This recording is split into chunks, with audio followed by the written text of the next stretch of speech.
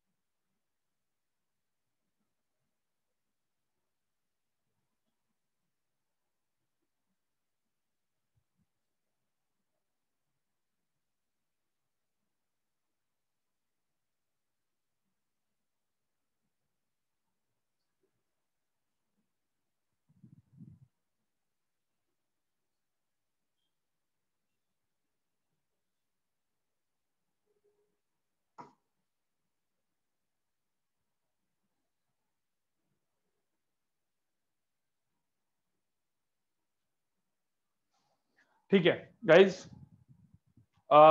जिन लोग को जिन दो दो चीजें ऑप्शन है, जिन लोग को स्क्रीन देखना है वो स्क्रीन देखो, जिन लोग को यहाँ पे देखना है वो यहाँ पे देख लो।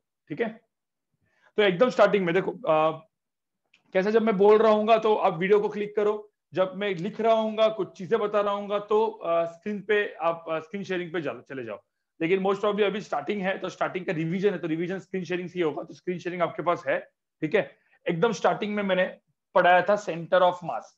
ठीक है, एक मिनट, एकदम स्टार्टिंग में मैंने पढ़ाया था centre of mass, COM, upon COM बोलते थे, सेंटर ऑफ मास होता था। सेंटर ऑफ मतलब क्या होता है, सेंटर ऑफ मास होता है कि कोई भी बॉडी होगी, कोई भी शेप एंड साइज की होगी, तो उसका एक सेंटर होगा। अब वो सेंटर कैसे फाइंड आउट करते हैं, तो दो टाइप से मैंने आपको बताया था, डिस्ट्रीब्यूटेड मासेस, तो हम लोग ने एक चीज थी डिस्ट्रीब्यूटेड मासेस। तो सेंटर ऑफ मास का कैसे होता है, तो डिस्ट्रीब्यूटेड मासेस का centre of mass find out करने के लिए एकदम सिंपल वाला फॉर्म था, x coordinate of centre of मास हम लोग लिखते थे सिग्मा ऑफ MI/XI। ठीक है, I from 1 to N divide by sigma of MI। अब ये यहाँ पे x की जगह हम लोग y भी लिख सकते हैं, यहाँ पे x की जगह y लिख सकते हैं, या z लिख सकते हैं, तो जो भी हो सकता है वो जो हो सकता है। इसको वेक्टर फॉर्म में अपन कैसे लिखते थे, तो position vector of centre of मास हम लोग लिखते थे M1R1 plus M2R2 plus M3R3, ऐसा करते डिवाइड बाय क्या करते थे हम लोग M1 प्लस M2। ये एकदम बेसिक फॉर्म था सेंटर ऑफ मास का, दोनों चीजें फाइंड आउट करने का। ठीक है, अब इसके बाद हम लोग जाते थे कंटिन्यूस मास। अब कंटिन्यूस मास में आपको याद होगा ही क्यों, कुछ चीजें थी। ठीक है, तो कंटिन्यूस मासेस में, कंटिन्यूस मास सिस्टम में कौन सी चीजें आपको याद रखनी थी, और पहले तो ये फॉर्मूला बन जाता है कंटिन्यूस मास में, जिसका मैंने डेरिवेशंस नहीं करवाए थे, इंटीग्रेशन का यूज नहीं बताया था, चलो वो थोड़ा सा बता सकता हूं मैं अभी। तो इंटीग्रेशन ऑफ मास के जगह m के जगह आएगा dm x divide by integration of dm। ठीक है, फिर उसके बाद मैंने तीन चीजें डिफाइन की थी। ठीक है, तीन चीजें डिफाइन की थी। लैम्बडा, लैम्बडा क्या होता है, लैम्बडा होता है लीनियर मास डेंसिटी, लीनियर मास डेंसिटी। ठीक है, इसका मतलब क्या होता है, सपोज एक रॉड है, इस रॉड के ऊपर मास रखा हुआ है, तो उसको हम लोग बोलते हैं लीनियर मास डेंसिटी। उसके बाद सेकंड टर्म था कौन सा, सिग्मा, सिग्मा था सरफेस। ठीक है, सरफेस मास डेंसिटी, और एक था rho which is volume mass density. ठीक है, तो बेसिकली ध्यान में रखना, मतलब ये 3 टर्म्स होते थे। सरफेस मतलब यहाँ पे क्या है, ये 2 डायमेंशन बॉडीज और लेमिनर बॉडीज होगी, और ये 3D बॉडीज के लिए होगा। तो इस तरीके के अपन, और ये 1D बॉडी जो है 1 डायमेंशन बॉडी। ठीक है, तो ऐसे टर्म अपन ने डिफाइन किए थे, जिससे कौन से कंटिन्यूस मास सिस्टम को आपको याद होगा। ठीक है, आपको याद होगा सेंटर ऑफ मास कौन से थे। आप इसका स्क्रीनशॉट स्क्रीनशॉट लेके रखो, मतलब स्क्रीनशॉट लेते जाओ, रिवीजन के लिए काम में आएगा। आपको एक झलक भी मिल जाएगा आज की जो हम लोग रिवीजन करने वाले। आपको पता ना मैंने क्या बोला था, याद है ना? पूरा का पूरा पोर्शन खत्म होने के बाद में फास्ट ट्रैक में पूरा का पूरा पोर्शन वापस रिवाइज कराऊंगा अगले साल। तो उसमें इसी तरह से रिवीजन जाएगा, मतलब हर एक चीज जो मैं पढ़ाई हुई है मैं पढ़ाऊंगा वापस, लेकिन फास्ट ट्रैक में। ठीक है, फास्ट ट्रैक में। तो उसके बाद मैंने आपको एक चीज बताई थी। कौन सी वाली चीज बताई थी? कि रॉड। ठीक है, पहले मैं रिवीजन पूरा कर लेता, उसके बाद हम लोग इंटीग्रेशन डेरिवेटिव के ऊपर काम करते हैं अभी। तो अब रॉड का तो एकदम सेंटर में होता है L/2। रिंग का कहां पे होता है? मतलब सपोज मैंने एक रिंग दे दी, ठीक है, तो यहाँ पे मैंने सपोज एक रिंग दे दी, सेमी सर्कुलर रिंग होगी, तो सेमी सर्कुलर रिंग का कहां पे होता था सेंटर ऑफ मास? 2r/π, बराबर। सेमी सर्कुलर रिंग का 2r/π होता है। डिस्क का कहां पे होता है? सेमी सर्कुलर डिस्क है, यहां से कितना होता है? 3π। ठीक है, उसके बाद हॉलोस्फीयर, ये हॉलो हेमिस्फीयर और सॉलिड हेमिस्फीयर। सॉलिड मतलब ये पूरा का पूरा सॉलिड है। अब हॉलो हेमिस्फीयर का कितना होता था सेंटर ऑफ मास? r/2। हाँ, r/2। और यहाँ पे इसका कितना होता था? 3r/8। ठीक है, और फिर बाद में कोन और सॉलिड कोन। तो कोन का कितना था? नॉर्मल हॉलो कोन का क्या होता था? h/3 और यहाँ पे h/4। ठीक है, तो गाइस, तो ये कुछ सेंटर ऑफ मासेस थे जो मैंने आपको याद रखने के लिए बोले थे।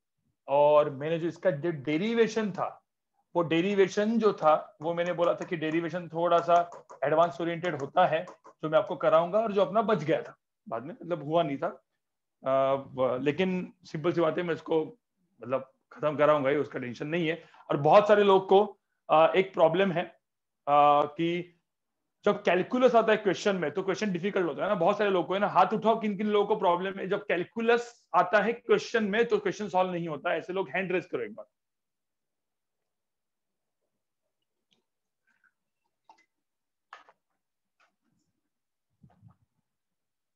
अरे हैंड रेज करो ना, हैंड रेज करने को शर्मा रहे हो क्या? हाँ, बहुत सारे। ओके, तो काफी सारे लोग का है। तो मैं एक लेक्चर रखने वाला हूँ गाइस। क्वेश्चन लेक्चर ध्यान सुनो। कैलकुलस इन फिजिक्स मतलब क्या है? जितने भी अभी तक अपने टॉपिक हुए हैं, अच्छे अपन क्वेश्चन उठाएंगे। ध्यान में रखना, ये क्वेश्चन सारे एडवांस ओरिएंटेड होते हैं, जहां पे कैलकुलस यूज होता है। नीट में ज्यादा यूज नहीं होता। नीट में जो कैलकुलस वाला क्वेश्चन आते हैं ना, वो सारे काइनेमेटिक्स के ऊपर के आते हैं नीट वाले लोग के लिए। लेकिन जो अपने मतलब काफी सारे लोग हैं, तो मैं एक लेक्चर रख दूंगा। ठीक है, तो मेरा एक लेक्चर रहेगा कि जो खास कैलकुलस इन फिजिक्स, मतलब कैलकुलस जितना भी रहोगे, फिजिक्स मतलब इलेक्ट्रोस्टैटिक्स वगैरह सब जगह पे भी होता है, लेकिन अभी जितने भी अपने टॉपिक हुए हैं, जैसे एनएलएम होगा, फ्रिक्शन होगा, वर्क पर एनर्जी होगा, सर्कुलर मोशन होगा, कहाँ पे कैलकुलस यूज होगा, ऐसे अच्छे अच्छे क्वेश्चंस में लेके आता हूँ, सेट ऑफ क्वेश्चंस। उससे आपको करना है। पहली बात, अब ये राइट टाइम है। दिवाली के पहले मैंने आपको मॉड्यूल्स वगैरह करने के लिए बोला था, कुछ कुछ चीजें करने के लिए बोली थी।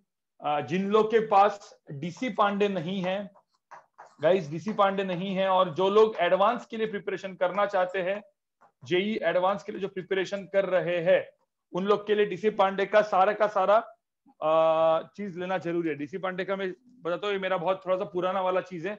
ये डीसी पांडे होता है। DC Pandey JEE main and advance करके लिखेंगे अंडरस्टैंडिंग, जैसे मैकेनिक्स है पार्ट 1, वैसे पार्ट 1 पार्ट 2 ऐसे अभी नए इसमें बुक आई हो, आप अमेजोन से मंगा सकते हो।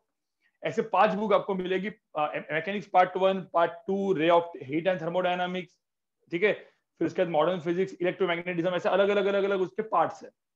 आपको क्या करना है, at least mechanics part 1 and part 2 ले लेना है। तो at least mechanics part 1 and part 2 ले लो। और वहां से स्टार्टिंग से देखो जे इसमें डीसी पांडे का ये लेने के बाद उसका लेवल वन सब्जेक्टिव करना चालू करो, ठीक है, और फिर लेवल 2 पे जाओगे। तो लेवल 1 एंड लेवल 2 सब्जेक्टिव जो होते हैं ना, ये डीसी पांडे के करने बहुत इंपॉर्टेंट होते हैं, इवन ऑब्जेक्टिव भी इंपॉर्टेंट होती है, ठीक है, लेकिन to start with level 1 subjective करो। फिजिक्स के लिए एररलेस अपन ज्यादा यूज नहीं करते, क्योंकि जो मैथ्स के लिए जनरली एररलेस यूज करते हैं लोग, मैथ्स एंड केमिस्ट्री के लिए। फिजिक्स के लिए यार एचसी वर्मा, डीसी पांडे, सिंगेज के कुछ बुक्स बाद में अपन लेंगे, वही काफी है, ठीक है।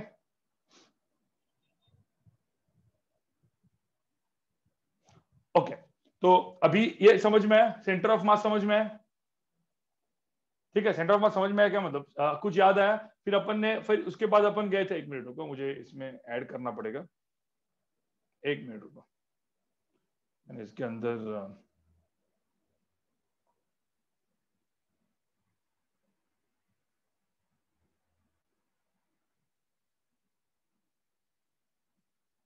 कुछ क्वेश्चन दूंगा, मैं आपको क्वेश्चन दूंगा, फटाफट उस क्वेश्चन को भी आपको सॉल्व करना है, ठीक है।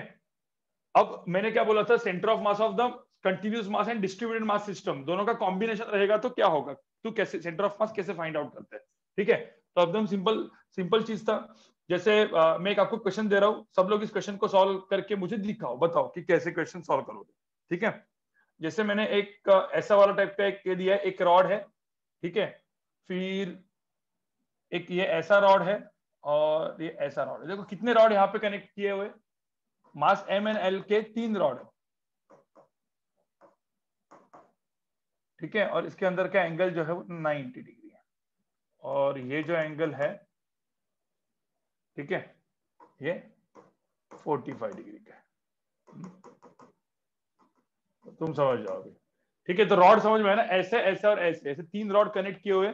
फाइंड द सेंटर ऑफ मास, निकालो जरा सेंटर ऑफ मास निकालो, फटाफट निकाल के बताओ मुझे कैसे करोगे, ठीक है, जो आपको याद है कुछ करो फटाफट। हाँ, ये इधर इधर ओरिजिन ले लो, मतलब सबके लिए कॉमन रहेगा, एकदम एंड में ओरिजिन ले लो और आंसर निकालो। ये 0,0 ले लो, आंसर निकालो जरा।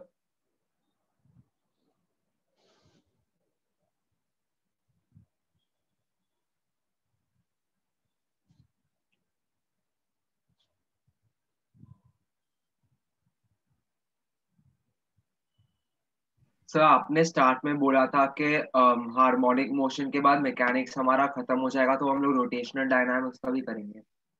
नहीं, वही रोटेशन डायनामिक्स पहले ना, उसके पहले, ओके। मतलब कोलिजन के बाद रोटेशनल डायनामिक्स होगा। अभी तो अगले हफ्ते से रोटेशनल मैकेनिक्स चालू हो जाएगा अपना, आफ्टर नेक्स्ट वीक। वो तो बहुत टाइम लगेगा ना उसको। हाँ, रोटेशनल मोशन थोड़ा सा लंबा हो जाएगा, लेकिन रोटेशनल मोशन चालू करते करते वो चालू रहेगा, और मैं पैरेलल ट्रैक में रे ऑप्टिक्स चालू कर दूंगा।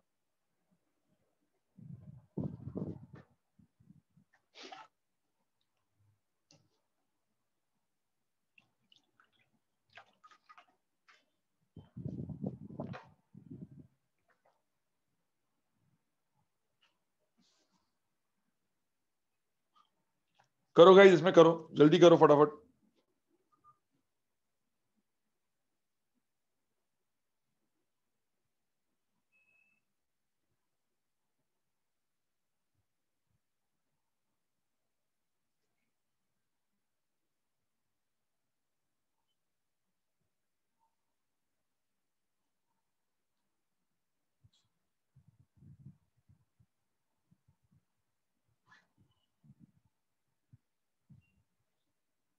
रे ऑप्टिक्स इजी नहीं है, मतलब रे ऑप्टिक्स में कुछ कुछ क्वेश्चन जिनका ज्योमेट्री अच्छा है, जिनका मैथ्स अच्छा होता है ना, उनका रे ऑप्टिक्स इजी आता है, जिनको ज्योमेट्री जिनको अच्छा लगता है।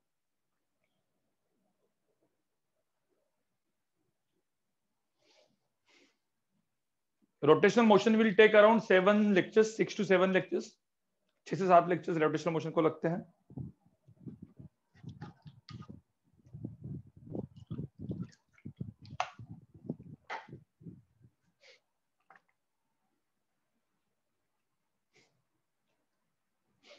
हाँ, सो रे ऑप्टिक्स में कंस्ट्रक्शन है। चलो पहले बताओ मुझे, ये कर रहे हो आप लोग, कर रहे हो कि नहीं कर रहे हो, कैसे करोगे? चलो मैं ज्यादा टाइम नहीं दे रहा हूँ क्योंकि रिवीजन पार्ट है, हर एक लाइन का मिड पॉइंट लेंगे और फिर उसको पॉइंट्स की तरह मार्क करेंगे। बिल्कुल। तो ये बेसिकली क्या करें, हर पॉइंट का हर लाइन का मिड पॉइंट हो गया, जैसे ये मिड पॉइंट हो गया, इसको अपन क्या लिखेंगे, L/2, 2,0।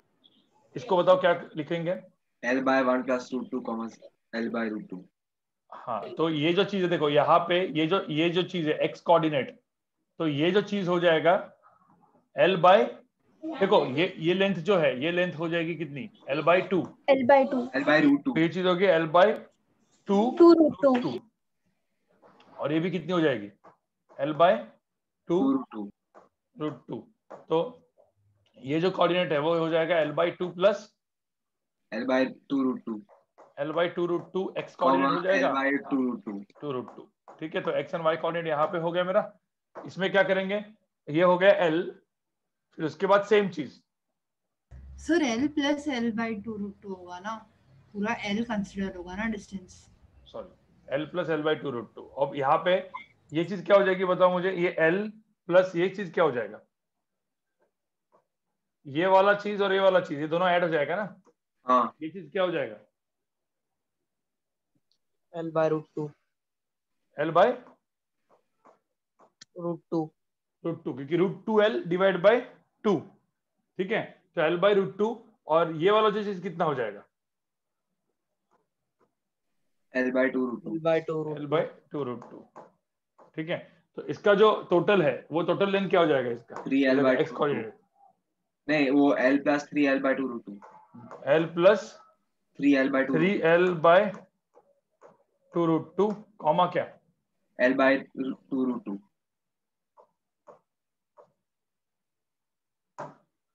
2√2। आपको समझ में आ रहा है। तो जैसे ये तीन कोऑर्डिनेट्स मिल गए जो मैं यहाँ पे सर्कल कर रहा हूं, जैसे तीन कोऑर्डिनेट मिल गए, बस इन तीन कोऑर्डिनेट से आपको सॉल्व करना है। तो यहाँ पे क्या करेंगे, m1x1 + m2x2 + m3x3। ठीक है, तो x कोऑर्डिनेट सेंटर ऑफ मास आपको मिल गया, तो m1x1 मतलब क्या मिलेगा अपने को, m × L/2 प्लस m2x2 क्या मिलेगा, m × क्या, L प्लस L/2√2। 2√2, और यहाँ पे प्लस m3 m × क्या, L plus 3L, 3L/2√2। Right, divide by m1 + m2 + m3 मतलब कितना, m + m + 3m। तो यहाँ पे इस तरीके से आप करो, इसका आंसर कर दो। सिमिलरली आप क्या करोगे, y coordinate of centre of मास करोगे। थोड़ा सा याद आ रहा है आपको ये मैंने क्या क्या किया है। Yes sir. और गाइस ऐसे वाले कैलकुलेशंस ना आ सकते हैं जेई मेन में, और इवन मतलब नीट में, क्योंकि थोड़ा सा क्या होता है, थोड़ा सा कभी कभी क्वेश्चन लेंथी भी करा देते हैं वो लोग। देखो क्वेश्चन ना 2-3 टाइप के होते हैं, 2-3 टाइप के क्वेश्चन आते हैं। एक होती है इजी क्वेश्चन जो फट करके आपको दिख के आ जाते हैं, क्लिक हो जाते हैं। कुछ होते हैं ट्रिकी क्वेश्चंस और कुछ होते हैं लेंदी क्वेश्चंस। तो लेंदी क्वेश्चंस में ना कैलकुलेशन भी थोड़ा सा कभी कभी डाल देते हैं, पर आउट ऑफ 25 क्वेश्चन 2-3 क्वेश्चन लेंदी कर दिए, 3-4 क्वेश्चन ट्रिकी कर दिए, और बाकी मतलब कुछ मीडियम एंड इजी कर दिए। इस तरीके से खेलते हैं वो लोग। ठीक है, अब आगे बढ़ते आगे बढ़े। ये आप लोग कर लो बाद में, ठीक है, ये रिवीजन का पार्ट है, तो बाद में आप लोग कर लो। एग्जांपल 1 हो गया, तो ये कर दिया अपन ने, सेंटर ऑफ मास को क्या कर दिया, इसमें कन्वर्ट कर दिया। अब मैंने आपको एक और कंसेप्ट बताया था कि मतलब जो भी अपने फॉर्मूलेस है, ये सारे के सारे फॉर्मूलेस, मतलब मैंने जैसे सपोज एक ये मास है, दूसरा मास है, तीसरा मास है, सारी 2 डायमेंशन बॉडी है, 2D बॉडीज है। ठीक है, अब ये मास m1 है, ये मास m2 है, ये मास m3, ये सारे 2 डायमेंशन बॉडी का जो सिग्मा है, सिग्मा मतलब क्या, surface mass density suppose same है। So now what is surface mass density, this mass upon क्या, एरिया। तो ये इसका एरिया A1 है, इसका एरिया A2 है, इसका एरिया A3 है। तो सबका जो मास होगा, जैसे इसका जो मास आएगा M1 आ जाएगा, तो इसका जो M1 आ गया वो क्या लिखूंगा मैं, सिग्मा इंटू क्या लिखूंगा, A1। इसका M2 क्या होगा, सिग्मा इंटू A2, और इसका मास क्या होगा, सिग्मा इंटू क्या हो जाएगा, A3, और ये चलता रहेगा। तो आप अभी देखोगे तो मेरा जो फॉर्मूला था, आपको याद करो, मेरा जो फॉर्मूला था x coordinate of centre of मास क्या होता था, m1x1 + m2x2 + m3x3, ऐसा चलता रहेगा, divide by m1 + m2 + m3 plus चलता रहेगा इस तरीके से, जिसमें m1 को मैं ये डाल दूंगा, तो सिग्मा a1x1 + सिग्मा a2। देखो सबका अभी यहाँ पे क्या हुआ, सबका क्या सेम है, डेंसिटी सेम है, तो डेंसिटी बाहर आ जाएगा। ठीक है, यहाँ पे सबसे डेंसिटी बाहर आ जाएगा, और डेंसिटी बाहर आने के वजह से क्या होगा, ये कट हो जाएगा और इसका फॉर्मूला क्या बन गया मेरा, a1x1 plus a2x2 plus a3x3 ऐसा चलता रहेगा divide by a1 plus a2। लेकिन मुझे बताओ मतलब x कोऑर्डिनेट सेंटर ऑफ मास, जो मैंने सिग्मा ऑफ मतलब x कोऑर्डिनेट सेंटर ऑफ मास मैं सिग्मा ऑफ ai कब लिख सकता हूं, डिवाइड बाय सिग्मा ऑफ क्या, एरिया, ये कब लिख सकता हूं मैं, जब सबका सिग्मा सेम होगा। सबका हाँ सबकी डेंसिटी सेम होगी। अब सिमिलरली ये सेम चीज ये 3D बॉडी कर दी, 3D बॉडी, तो A1 की जगह क्या आ जाएगा, वॉल्यूम, और इसके वजह से सॉरी दूसरे कलर में लिख देता हूँ, और इसके जगह पे क्या आ जाएगा, डेंसिटी। ये सब डेंसिटी बन जाएगी, सबकी डेंसिटी सेम में, वॉल्यूम जो है वो V1 V2 V3 आ जाएगा। तो जो एरिया है उसकी जगह क्या आ जाएगा इस केस में, सिग्मा ऑफ क्या हो जाएगा, वॉल्यूम। बराबर ना, ये सब किया था मैंने, याद है कि नहीं है। अब x के लिए लिखा है मैंने, y के लिए और z के लिए, ठीक है। x के लिए मैंने लिखा हुआ है, अभी ऐसे मेरा आवाज गया होगा या है कि थोड़ा सा गंदा हो गया।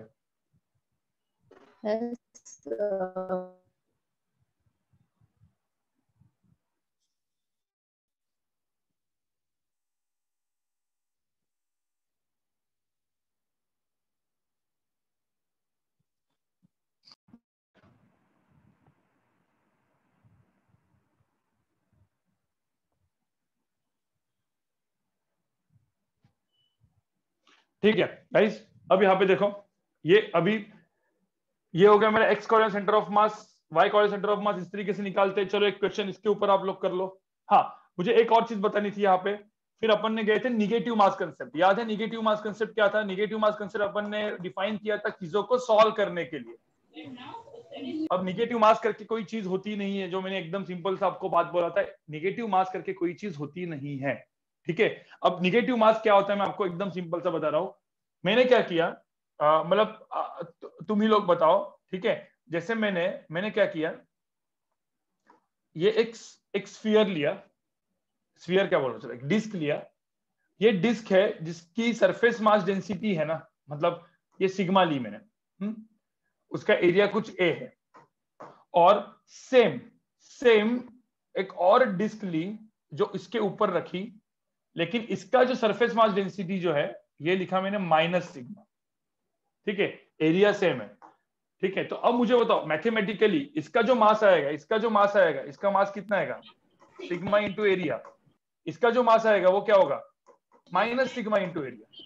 अब यहाँ पे माइनस सिग्मा इंटू एरिया इसका मास जो हुआ, लेकिन आप देखो कि इन दोनों मास को अपन ऐड करेंगे तो मास कितना हो जाएगा, टोटल मास कितना हो जाएगा, सम ऑफ टोटल मास कितना होगा, 0। Total mass 0। और टोटल मास 0 है, इसका मतलब क्या हुआ, 0 मास मतलब क्या होता है, कुछ भी नहीं, मतलब भाई मास ही नहीं है, मतलब कैविटी बन गई।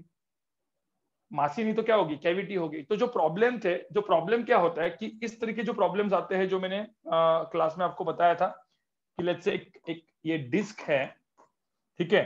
अब इस डिस्क में इन्होंने यहाँ पे एक कैविटी बना दिया है। कैविटी बना दिया मतलब सिर्फ मास इधर ही है। अब ये प्रॉब्लम है अभी मुझे एक बार सिंपल सी बात है, सपोज डिस्क पूरा का पूरा डिस्क होता तो उसका सेंटर ऑफ मास कहाँ पे होता, सेंटर पे होता भाई। पूरा एक नॉर्मल डिस्क है तो उसका सेंटर ऑफ मास सेंटर पे होता। लेकिन इस डिस्क के अंदर कैविटी हो गई। कैविटी मतलब क्या, यहाँ पे कोई मास ही नहीं है, यहाँ पे कोई मास ही नहीं है, मास की वैल्यू यहाँ पे 0 है इसके अंदर, ठीक है।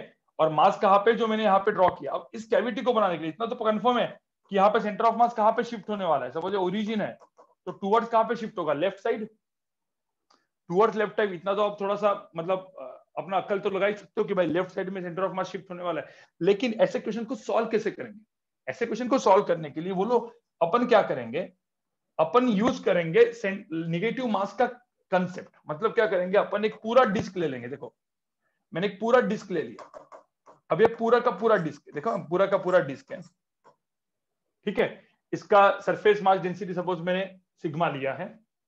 फिर मैंने और एक डिस्क लिया जो उसके इतने रेडियस का लिया। इसका जो डेंसिटी है वो क्या लिखा मैंने, माइनस सिग्मा।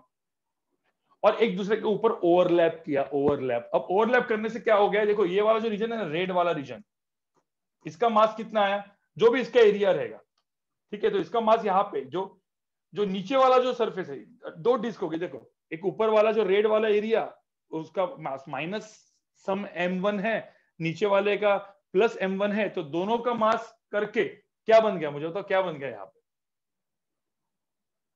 देखो ना यहाँ पे ये जो नीचे वाला जो सरफेस है, हाँ, तो इसका जो नीचे वाला सरफेस है उसका मास कितना बन गया? सपोज इसका मैं एरिया लेट्स से A1 ले लेता हूँ। तो ये नीचे वाले का था m सिग्मा A1 और ऊपर वाले का कितना था? Minus sigma A1। दोनों को ऐड करके 0 हो गया था, तो कैविटी बन गई। इसका मतलब क्या हुआ? इसका मतलब क्वेश्चन किस तरीके से बन गया मेरा? ये कैविटी बनाने के लिए मैंने 2 डिस्क लिए, एक मास लिया जिसका मतलब एक चीज लिया, उसका पॉजिटिव मास की एक बॉडी ली, एक निगेटिव डेंसिटी की बॉडी ली। तो पॉजिटिव डेंसिटी निगेटिव डेंसिटी के बॉडी को एक दूसरे के ऊपर ओवरलैप कर दिया। जैसे मैंने ओवरलैप कर दिया, काम खत्म हो गया, तुम्हारा कैविटी वाला क्वेश्चन बन गया। तो बेसिकली इतना चीज ध्यान में रखना, जो अपन ने क्वेश्चन सॉल्व किए जिसमें x coordinate of centre of mass अपन निकालते हैं, मैं एक्स लिखता हूँ सिर्फ, मैं एक्स लिख रहा हूँ, उसका मतलब वाई और जेड है। वाई और जेड आप खुद लिखना है। तो जैसे मैंने बोला कि भाई एक मास है जो पॉजिटिव है तो मैंने इसको m1 लिखा है, दूसरा मास सपोज निगेटिव, उसको मैंने m2 लिखा है, तीसरा मास भी निगेटिव है, इसको मैंने m3 लिखा है, ठीक है, और चौथा मास सपोज पॉजिटिव है तो उसको मैंने क्या लिखा है? m4। तो इस तरीके से करना है। देखो यहाँ पे m2 एंड m3 निगेटिव मास के, m1 m4 पॉजिटिव मास के, m1 माइनस m2 ऐसा भी हो सकता है। आप समझ रहे हो ना? जो मासेस निगेटिव होंगे, अब सबकी डेंसिटी मुझे बताओ सेम होगी, सिग्मा या रो सपोज सेम होगा, तो क्या करेंगे अपन? सेम तो करना ही पड़ेगा ना, क्योंकि यार सेम करेंगे तो ही तो कैविटी बनेगी, सेम करेंगे तो ही तो कैविटी बनेगी। तो इसका सबका सिग्मा सेम है, तो यही फॉर्मूला कन्वर्ट किस में होता है? डायरेक्टली किस में कन्वर्ट होता है? a1x1 minus a2x2 minus a3x3 plus a4x4, ऐसा करके कन्वर्ट हो सकता है भाई। ठीक है, मैं इसका एक क्वेश्चन आपको देता हूं, ये आप करो, उसके बाद आपको समझ में आ जाएगा। ठीक है, इसका स्क्रीनशॉट भी लेके सकते हो, आज जो मैं कर रहा हूँ उसका स्क्रीनशॉट लेके रखो, रिवीजन के लिए काम में आने वाला है। ठीक है, तो एक क्वेश्चन अपन कर लेते हैं, क्वेश्चन मैं आपको देता हूँ, फटाफट आप उसको सॉल्व करके दिखा दो जरा। ठीक है, हो गया ये समझ में, मतलब थोड़ा सा रिवीजन हो गया क्या इसका? Yes sir. तो आगे करते हैं। ठीक है, जिनको इसमें इन कंसेप्ट में थोड़ा सा प्रॉब्लम है या डाउट है या कुछ भी है भाई पूछ लेना। ठीक है, नहीं आज प्रणव, मैं आज कोलिजन स्टार्ट मोस्ट प्रॉब्ली नहीं करूंगा। 2-3 क्वेश्चन जो पिछले बार मैंने किए थे वही कराऊंगा मैं वापस। ठीक है, अब यहाँ पे देखो ये क्वेश्चन देखो, मैंने सपोज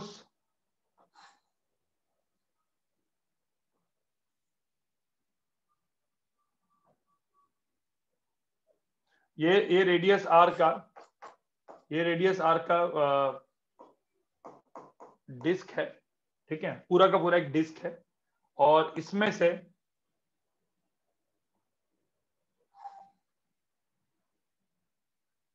मैंने यहाँ पे रेडियस r/4 का एक छोटा सा डिस्क कैविटी बना दिया। मतलब ये पूरा का पूरा है।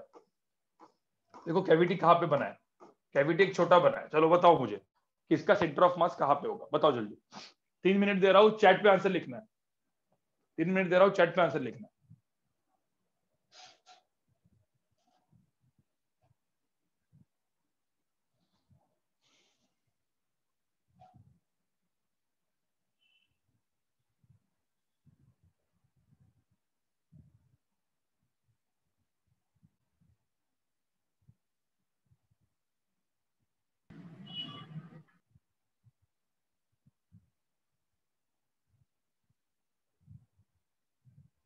कुछ लोग ने हैंड अभी तक रेज किया हुआ है, उसको बंद कर दो।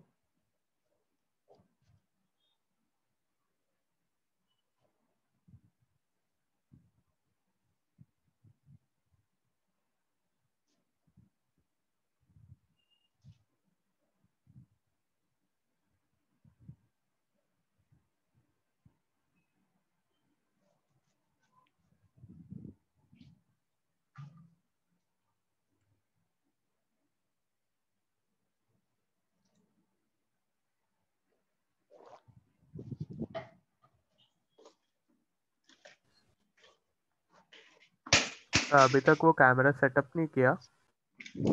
अरे कैमरा वो सब आ गया, लेकिन वो हो जाएगा सेटअप, क्योंकि हम भी घर पे थे तो यहाँ पे थे नहीं, तो कोई और कल ही हम लोग भी आए, तो वो कैमरा का वो सेटअप तो आ गया, मतलब वो डीसी एडेप्टर आ गया है, उसको तो अभी तक पैक खुला भी नहीं उसका, वो हो जाएगा, अभी मैं इस हफ्ते ही कर दूंगा।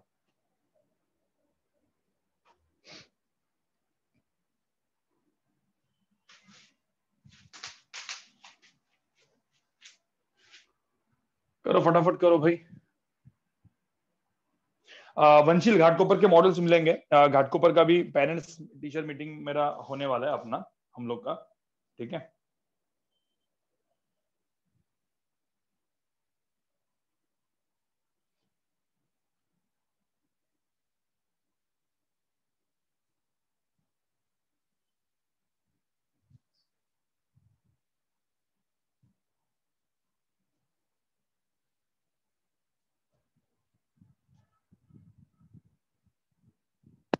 दो तीन लोगों का सेम आ गया तो मतलब आंसर सेम आ जाएगा।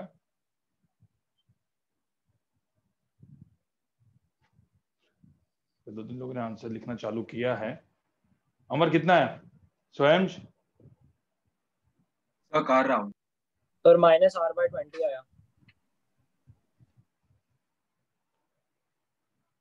हाँ सर वही आया। साहिल, उत्तरा, अक्षय, लिखो जरा। Audio is lagging. Audio lag कर रहा है क्या मेरा? No sir. बराबर है।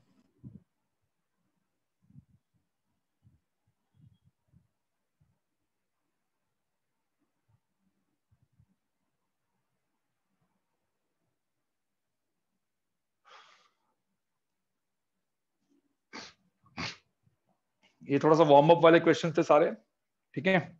अब यहाँ पे देखो गाइज, यहाँ पे देखो गाइज, यहाँ पे कभी भी ये चीज बनाने के लिए, ये चीज बनाने के लिए क्या करना पड़ता है? ये चीज जो है मुझे बनाना है, तो मैं एक बड़ा वही ये डिस्क लूंगा। यहाँ पे देख लो, डिस्क लूंगा। चलो एक दो मिनट, एक मिनट लो, चलो आप लोग कुछ लोग कर रहे हैं अभी, और एक मिनट लो कितना। Sir I got -3r/8। Okay, check करना पड़ेगा।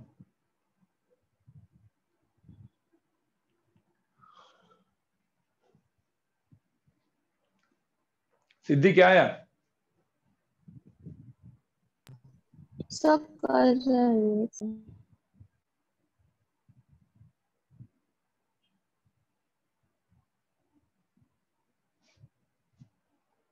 आज थोड़ा सा आप लोग कॉलेज वाला चीज भी सुन लो, ठीक है। कौन सी कॉलेजेस A+ होती है, कहाँ पे क्या प्लेसमेंट्स होती है, क्या करना चाहिए आपको, किस तरीके से पढ़ना, मतलब वो कॉलेज के बारे में, ठीक है। तो कॉलेज के बारे में आप थोड़ा सा इन्फॉर्मेशन दूंगा, क्योंकि सुबह के लेक्चर में मैंने दिया था, तो मैं सोचा कि चलो आज आपको भी दे ही देता हूँ वो चीज।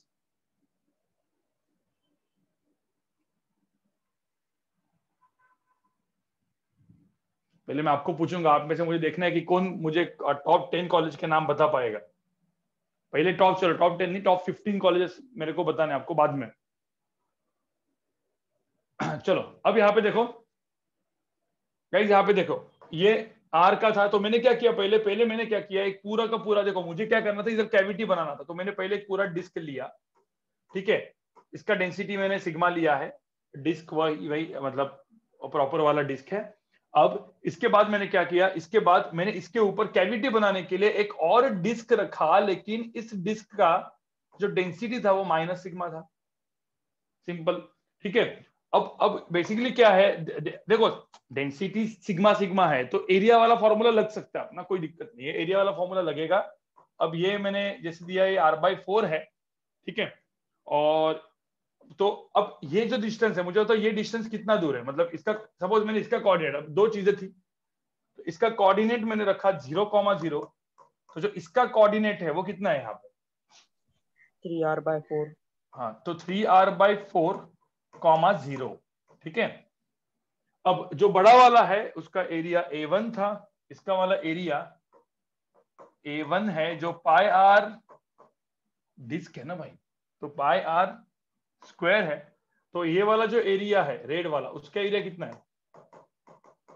πr/4 का स्क्वायर, बराबर ना। πr² बाय क्या?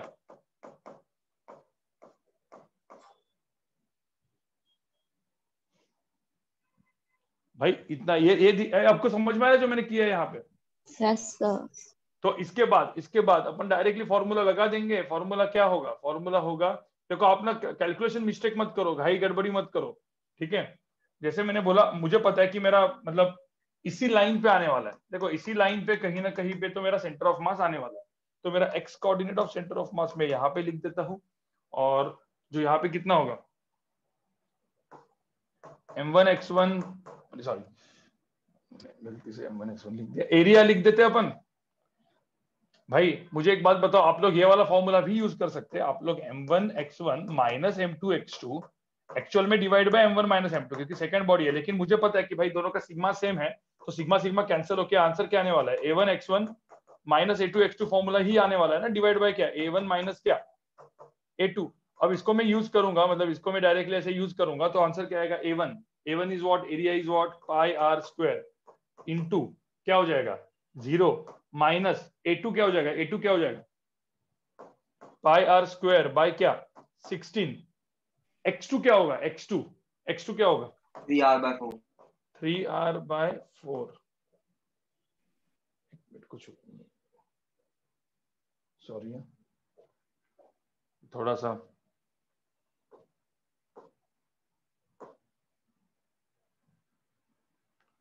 ठीक है। तो 3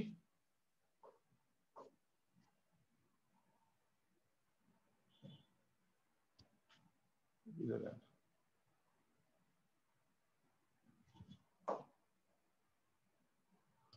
3r/4, तो 3r/4 करके यहाँ पे मैं लिख दिया, डिवाइड बाय क्या करेंगे अपन?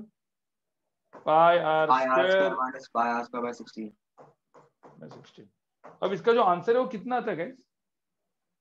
r/20 minus r/20 minus r/20। 20 ठीक है, तो माइनस r/20 आंसर। ठीक है, तो माइनस r/20 मतलब जो इसका जो सेंटर ऑफ मास आएगा, माइनस r/20 मतलब कहाँ पे आएगा? यहाँ पे आएगा। ये होगा सेंटर ऑफ मास, जो माइनस r/20, 0 मतलब थोड़ा सा यहाँ पे शिफ्ट होगा, मतलब r/20 शिफ्ट होगा। समझ में आ रहा है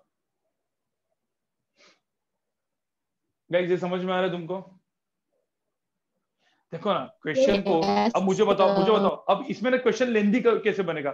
कोई बोल सकते हैं कि क्वेश्चन लेंदी कैसे बनेगा? थोड़ा सा लेंदी बनाना है, देखो थोड़ा सा। वैल्यूज अलग-अलग दे दोगे? किसके? सिग्मा के। नहीं, सिग्मा के वैल्यू अलग अलग होगी तो कैविटी नहीं बनेगा। तुम समझ रहे हो? कैविटी बनाने के लिए सिग्मा तो सेम होना चाहिए, बराबर ना?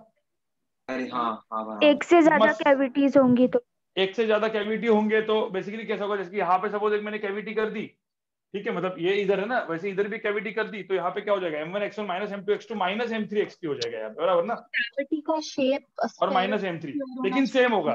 लेकिन मैं क्या बोला था, थोड़ा सा और लिंगियन कंप्लीट कराना है। देखो होता क्या है, जब मैं पढ़ाता हूँ बेसिक, आपको मतलब बेसिक जेई एडवांस का ही पढ़ाता हूँ, जो मैं पढ़ाता हूँ वो बेसिक जेई एडवांस, जेई मैंने नीट के लिए सबके लिए कॉमन है। क्वेश्चन की लेवल ऑफ डिफिकल्टी, सोचने की थॉट प्रोसेस और लेंदी, ये सब कुछ चीज बढ़ता है एडवांस में। मेंस में एक हद तक होता है, नीट में इजी होता है। जैसे मैं अभी यहाँ पे ना इसी क्वेश्चन को थोड़ा सा और अच्छा बना दूं और डिफिकल्ट बना दूं, तो कैसे कर देंगे पता है? कि यही ले लेंगे, मैंने यहाँ पे एक छोटा सा ये कर दिया और कुछ एंगल में कर दिया, लेट्स से एंगल में यहाँ पे। अब समझ रहे हो मैं क्या किया? अब यहाँ पे एक 60 डिग्री एंगल पे ऐसे कर दिया। अब बोला है कि भाई अब ये 2 कैविटी कर दिया, तुम अब बोलो कि इसका क्या होगा? तो क्वेश्चन क्या हो गया? थोड़ा सा और डिफिकल्ट हो गया। आप समझ रहे हो क्वेश्चन की डिफिकल्टी लेवल? तो ना क्वेश्चन, देखो मैं आपको बताता हूं, सॉल्विंग नंबर ऑफ क्वेश्चन आपको हेल्प नहीं करेगा। मतलब ऐसा मत समझो कि आपने ना 500 क्वेश्चन सॉल्व कर दिया मतलब आप बन गए लेवल। आप कभी कभी क्या होता है ना, मैं आपको एक फैक्ट बताऊं, फैक्ट, और ये एक्चुअल में है। मतलब कुछ ऐसे लोग थे ना जिन्होंने सिर्फ एचसी वर्मा, फिजिक्स का सिर्फ एचसी वर्मा सॉल्व करके भी टॉप 500 में रैंक निकाला है। क्या बोला मैंने? सिर्फ एचसी वर्मा सॉल्व करके और थोड़ा बहुत यूरोडो सॉल्व करके टॉप 500 में रैंक निकाला है। तो ऐसा नहीं है कि भाई आपको HC Verma solve, DC Pandey करूंगा, सिंगेज करूंगा, यूरोडो करूंगा, फिर और 5 बुक करूंगा, इसका मटेरियल उसका मटेरियल। देखो क्या होता है पता है, आप क्वेश्चन को उठाओगे और आप खुद क्वेश्चन को बनाओगे। कभी आपने देखा है कि मैं बुक लेके मैं क्वेश्चन वो कर रहा हूँ, क्वेश्चन अपने खुद बनाता हूँ ना मैं, कोई भी टाइप के क्वेश्चन, तो क्वेश्चन खुद से बनाना जिस दिन आपको आ जाएगा, मतलब क्या है, आपने HCNO का क्वेश्चन लिया, एक थोड़ा सा इजी क्वेश्चन है, उसी क्वेश्चन को आपने क्या सोचा, थोड़ा सा ट्विक कर दिया उधर ही, अरे ऐसा होता तो क्या होता, क्वेश्चन खुद बनाओ ना यार, फिर डिस्कस करो कि ऐसा होता तो क्या होता, एक दूसरे को पूछो कि अरे चलो ये क्वेश्चन का मेरे को आंसर दे, चलो क्वेश्चन मतलब खुद से बनाना। एक क्वेश्चन से आपने 5 अच्छे और क्वेश्चन बनाए, अलग अलग टाइप के क्वेश्चन बनाए, ठीक है। तो ये थॉट प्रोसेस भी आपको धीरे धीरे डेवलप करनी है, सिर्फ ऐसा नहीं है कि यार मतलब जो जितने क्वेश्चन है इतने क्वेश्चन कर लिए मैं खुश हो गया, नहीं, धीरे धीरे डेवलप करो, ठीक है। अब डीसी पांडे का लेवल 2 सब्जेक्टिव आप चालू करोगे तो आपको समझ में आएगा डेप्थनेस क्या है, कितना डेप्थ होता है क्वेश्चंस में, ठीक है। तो डीसी पांडे के लेवल 2 के क्वेश्चन कभी कभी तो आपके 15 मिनट 20 मिनट में होंगे, कभी कभी आपके आधा 1 घंटे में भी क्वेश्चन नहीं होंगे, बाद में आपको अचानक से कभी कभी आप उठाओगे, थोड़ा सोल्यूशन देख लोगे, स्ट्राइक हो जाएगा, अरे इतना इजी था। तो ये सब चीजें जो है ना अभी आप करो, ऐसा मतलब आप रैंडमली अभी क्वेश्चन करना चालू कर सकते हो, ठीक है, रैंडमली, मतलब डीसी पांडे ले लिया, मॉड्यूल अपने पास है, और ये जो है अंदर से रैंडमली 2-2 3-3 क्वेश्चन उठाओ और करो, ठीक है। सिद्धार्थ, सीईटी के लिए जो बुक यूज होता है जनरली टारगेट पब्लिकेशन के बुक यूज किए जाते हैं, मार्वल के किए जाते हैं सीईटी के लिए, ठीक है। लेकिन सीईटी जो 12th में आने वाले ना, तब आप ये पूरा का पूरा कंसेप्चुअली अपना सब खत्म हो जाएगा फिजिक्स, ठीक है। तो जैसे ही फिजिक्स खत्म हो जाएगा ना, अगले साल आप लोग मार्वल एंड वो सब लेंगे ना, तो आपको बहुत इजी लगेगा, आपको लगेगा क्या मतलब हिंदी चीज है, ठीक है। बहुत फास्ट उसमें कुछ सोचना है नहीं, एक लाइन के आंसर्स मिलते हैं, ठीक है। लेकिन वो मैं मतलब प्रीफर करता हूँ कि अगले साल करो, अभी थोड़ा टाइम है ना आपके पास, तो DC Pandey level 1 and level 2 subjective के ऊपर ध्यान दो, ठीक है। चलो आगे बढ़ते हैं, इसको इरेज कर देता हूं। अब गाइस, अब मैंने सेंटर ऑफ मास आपको बता दिया, निगेटिव मास कंसेप्ट भी आपको बता दिया, इसके बाद मैंने क्या पढ़ा था आपको, लीनियर मोमेंटम कंजर्वेशन, याद है linear momentum conservation? Linear momentum conservation होता क्या है, ठीक है गाइस, ध्यान से मतलब इस चीज को सुनो। 2 टाइप के फोर्सेस के भी डेफिनेशन 2 टाइप के होते हैं, एक एवरेज फोर्स होता है which is delta P by delta T, and एक इंस्टेंटेनियस फोर्स होता है, क्या होता है instantaneous force? dp by dt हम लोग बोलते हैं रेट ऑफ ओके, कॉल आ गया, वापस से बात चला जाएगा, हर बार ऐसे ही होता है।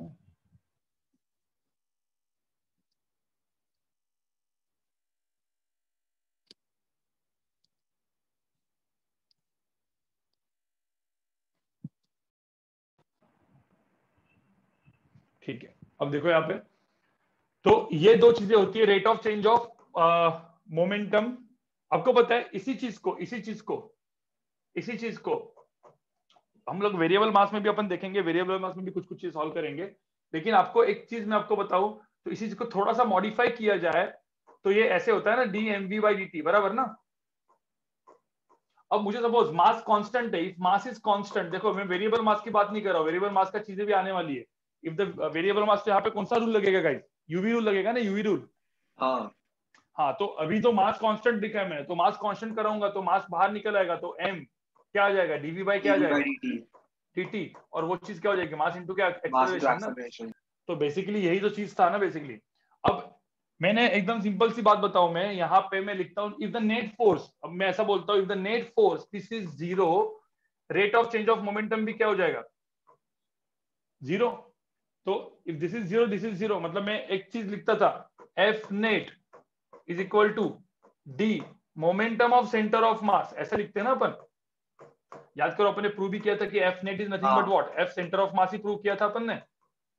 जब सपोज ये चीज 0 हो जाएगी, ये चीज 0 हो जाएगी, तो rate of change of momentum भी क्या हो जाएगा, 0, और अपन फिर इसको क्या बोलते हैं, मोमेंटम ऑफ सेंटर ऑफ मास क्या हो जाता है इसमें, कांस्टेंट। अब momentum of centre of mass constant हो गया, तो इसको हम लोग क्या बोलते हैं, कंजर्वेशन ऑफ क्या बोलते हैं, मोमेंटम, इसको कंजर्वेशन ऑफ मोमेंटम बोलते हैं। तो ध्यान में रखना, कंजर्वेशन मोमेंटम हम लोग कब कर सकते हैं, इफ द नेट फोर्स, ध्यान से सुनो मैं क्या बोल रहा हूं, if the net force is 0 on the system, now system can be of 2 particle, 3 particle, 4 particle, 5 particle और एक सिंगल पार्टिकल, ठीक है। अब if the net force on the system is 0, we can conserve momentum of the system, ठीक है। अब ये momentum of the system संभालने मैंने करने के लिए फटाफट में लिखता हूँ। यहाँ पे आर सेंटर ऑफ मास को अपन ने लिखा था m1r1 plus m2r2 plus m3r3 करके चल रहा था। डिवाइड बाय अपन ने क्या किया था, m1 plus m2 plus m3 करके करा था, राइट। तो इसको डिफरेंशिएट किया था। डिफरेंशिएट करने के बाद वेलोसिटी ऑफ सेंटर ऑफ मास आया था, क्या आया था, m1v1 प्लस m2v2। पता है ना अपनों, इसके भी कुछ चीजें अपन ने सॉल्व की थी कि हर एक पार्टिकल इधर उधर जा रहा है, उसके वेलोसिटी दिया, तो सेंटर ऑफ मास का वेलोसिटी कैसे निकालना है, इस फॉर्मूला से निकालना है। फिर ये पूरा का पूरा मास अपन ने कंबाइन किया था, ये पूरा का पूरा मास m हो गया, इसको इधर लेके आओ तो ये चीज क्या बन जाएगी, m वेलोसिटी ऑफ क्या, centre of mass is equal to m1v1 plus m2v2 plus m3v3, ये सब चीज होती थी। अब व्हाट इज वेलोसिटी, ये क्या होता है, इसको हम लोग क्या बोलते हैं, मोमेंटम ऑफ क्या, सेंटर ऑफ मास। तो मोमेंटम ऑफ सेंटर ऑफ मास क्या बनता है, p1 प्लस p2, मतलब momentum of all the particles is nothing but momentum of centre of मास। इसके बाद मैंने इस चीज को और डिफरेंशिएट किया, इसको मैंने और डिफरेंशिएट किया था, तो मुझे acceleration of centre of mass मिलता था, which is equal to m1 plus m2a2 plus, अरे यार वापस आ गया यार, एक मिनट। गाइस आवाज छोटा हो गया, उतना ही अच्छा है आवाज। m3a3 अब what is acceleration centre of mass divide by क्या, m1 plus m2 plus m3,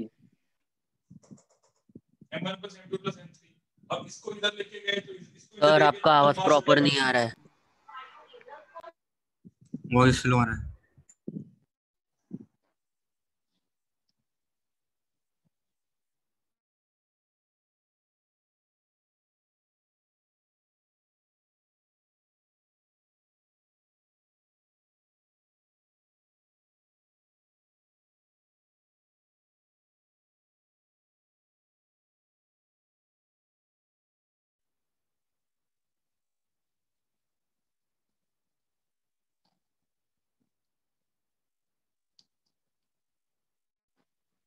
अभी प्रॉपर आ रहा है, मैंने यस सर, उसमें डाल दिया, ठीक है। तो mass into acceleration of centre of mass कर देंगे अपन क्या, m1a1 plus m2a2 plus m3a3 divide बराबर। Now what is m1 m, ये चीज क्या होती है, इस चीज को अपन क्या बोलते हैं, force on what, force on centre of मास। और ये चीज हो जाती है f1 plus f2 plus f3 जो अपन करते हैं, तो इसको हम लोग क्या बोलते हैं, नेट फोर्स बोलते हैं ना अपन। तो net force is nothing but force on centre of मास। तो इससे मुझे कुछ चीजें पता चली, और फिर मैंने यहाँ पे लिखा if the net force is 0, ठीक है, centre of mass is constant momentum. तो momentum of centre of mass constant मतलब क्या, momentum of centre of mass initial equal to momentum of centre of mass final. अब initial and final momentum same होगा तो हम लोग क्या लिखते हैं यहाँ पे, if the initial and final momentum is same, तो हम लोग यहाँ पे लिखेंगे m1v1 plus m2v2 plus m3v3 dot dot dot चलता रहेगा। इनिशियल इक्वल टू वही चीज क्या हो जाएगी, फाइनल, मतलब इनिशियल मोमेंटम, मतलब सब सारे मोमेंटम्स को ऐड करेंगे, इनिशियल करेंगे, सारे मोमेंटम को ऐड करेंगे फाइनल। मतलब मैं तो ऐसा लिखता था p1 plus p2 plus p3 plus initial करेंगे equal to p1 plus p2 plus p3 वगैरह सब कुछ फाइनल, बराबर ना। तो यही तो होता था गाइस। अब सिंपल सी बात है, ये होने के बाद इसका स्क्रीनशॉट लेके रखो, आगे बढ़ते हैं। फिर मैंने अलग अलग बेसिक क्वेश्चंस आपसे करवाए थे। अब बेसिक क्वेश्चंस में क्या क्या था,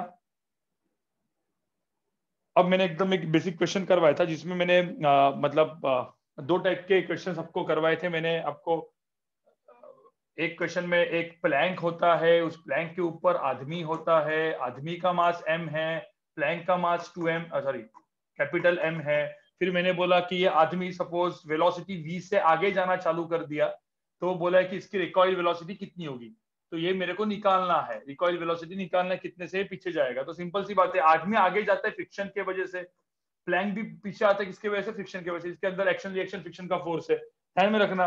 कभी सपोज गलती से यहाँ पे ग्राउंड के अंदर और प्लैंक के अंदर फ्रिक्शन दे दिया, ध्यान में रखना, यहाँ पे फ्रिक्शन 0 होता है, फ्रिक्शन दे दिया तो अपन कंजर्वेशन ऑफ मोमेंटम नहीं लगा सकते क्योंकि फ्रिक्शन आ जाएगा और ग्राउंड को फिर अपने को उसमें लेना पड़ेगा सिस्टम में। तो अभी के लिए अपन ने m प्लस n का सिस्टम बनाया।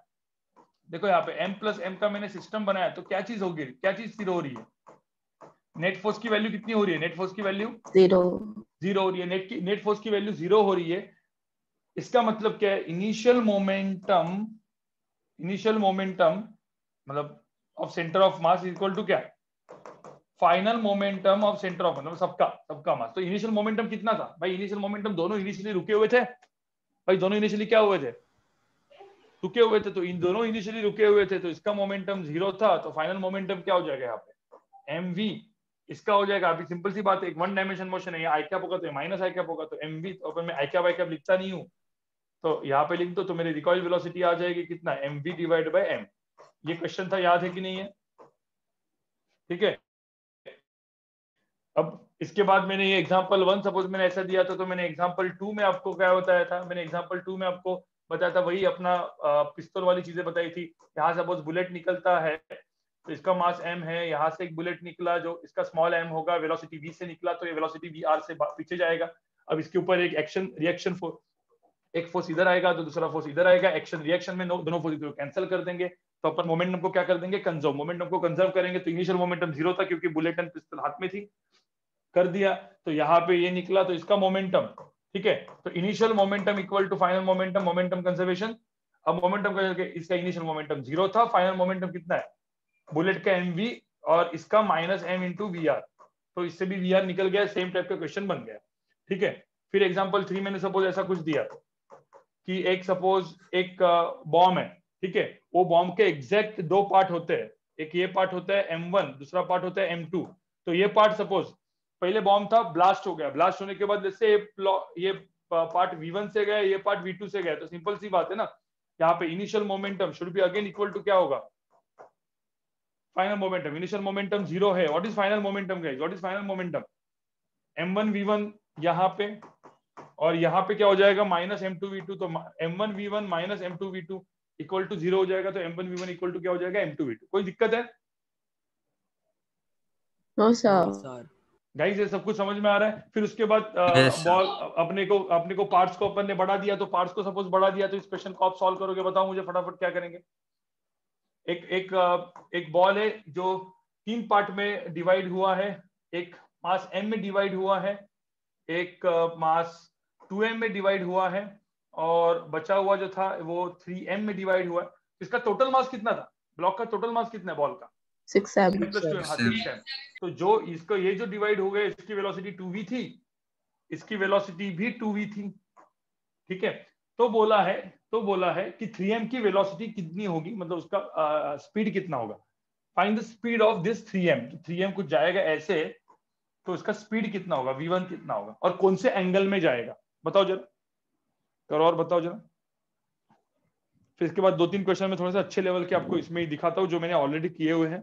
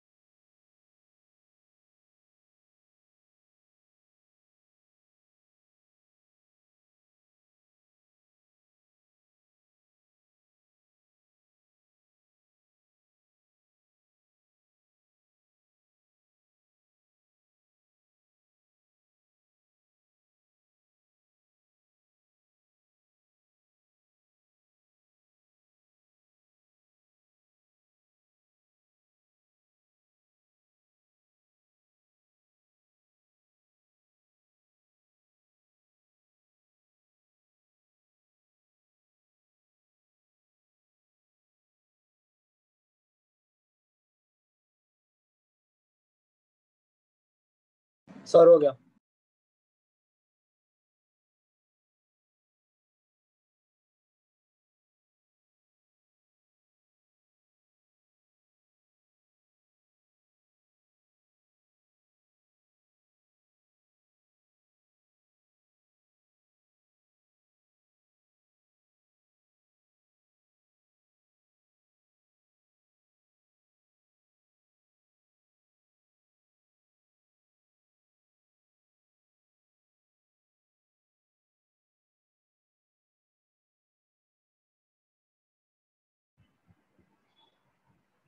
बताओ गाइस।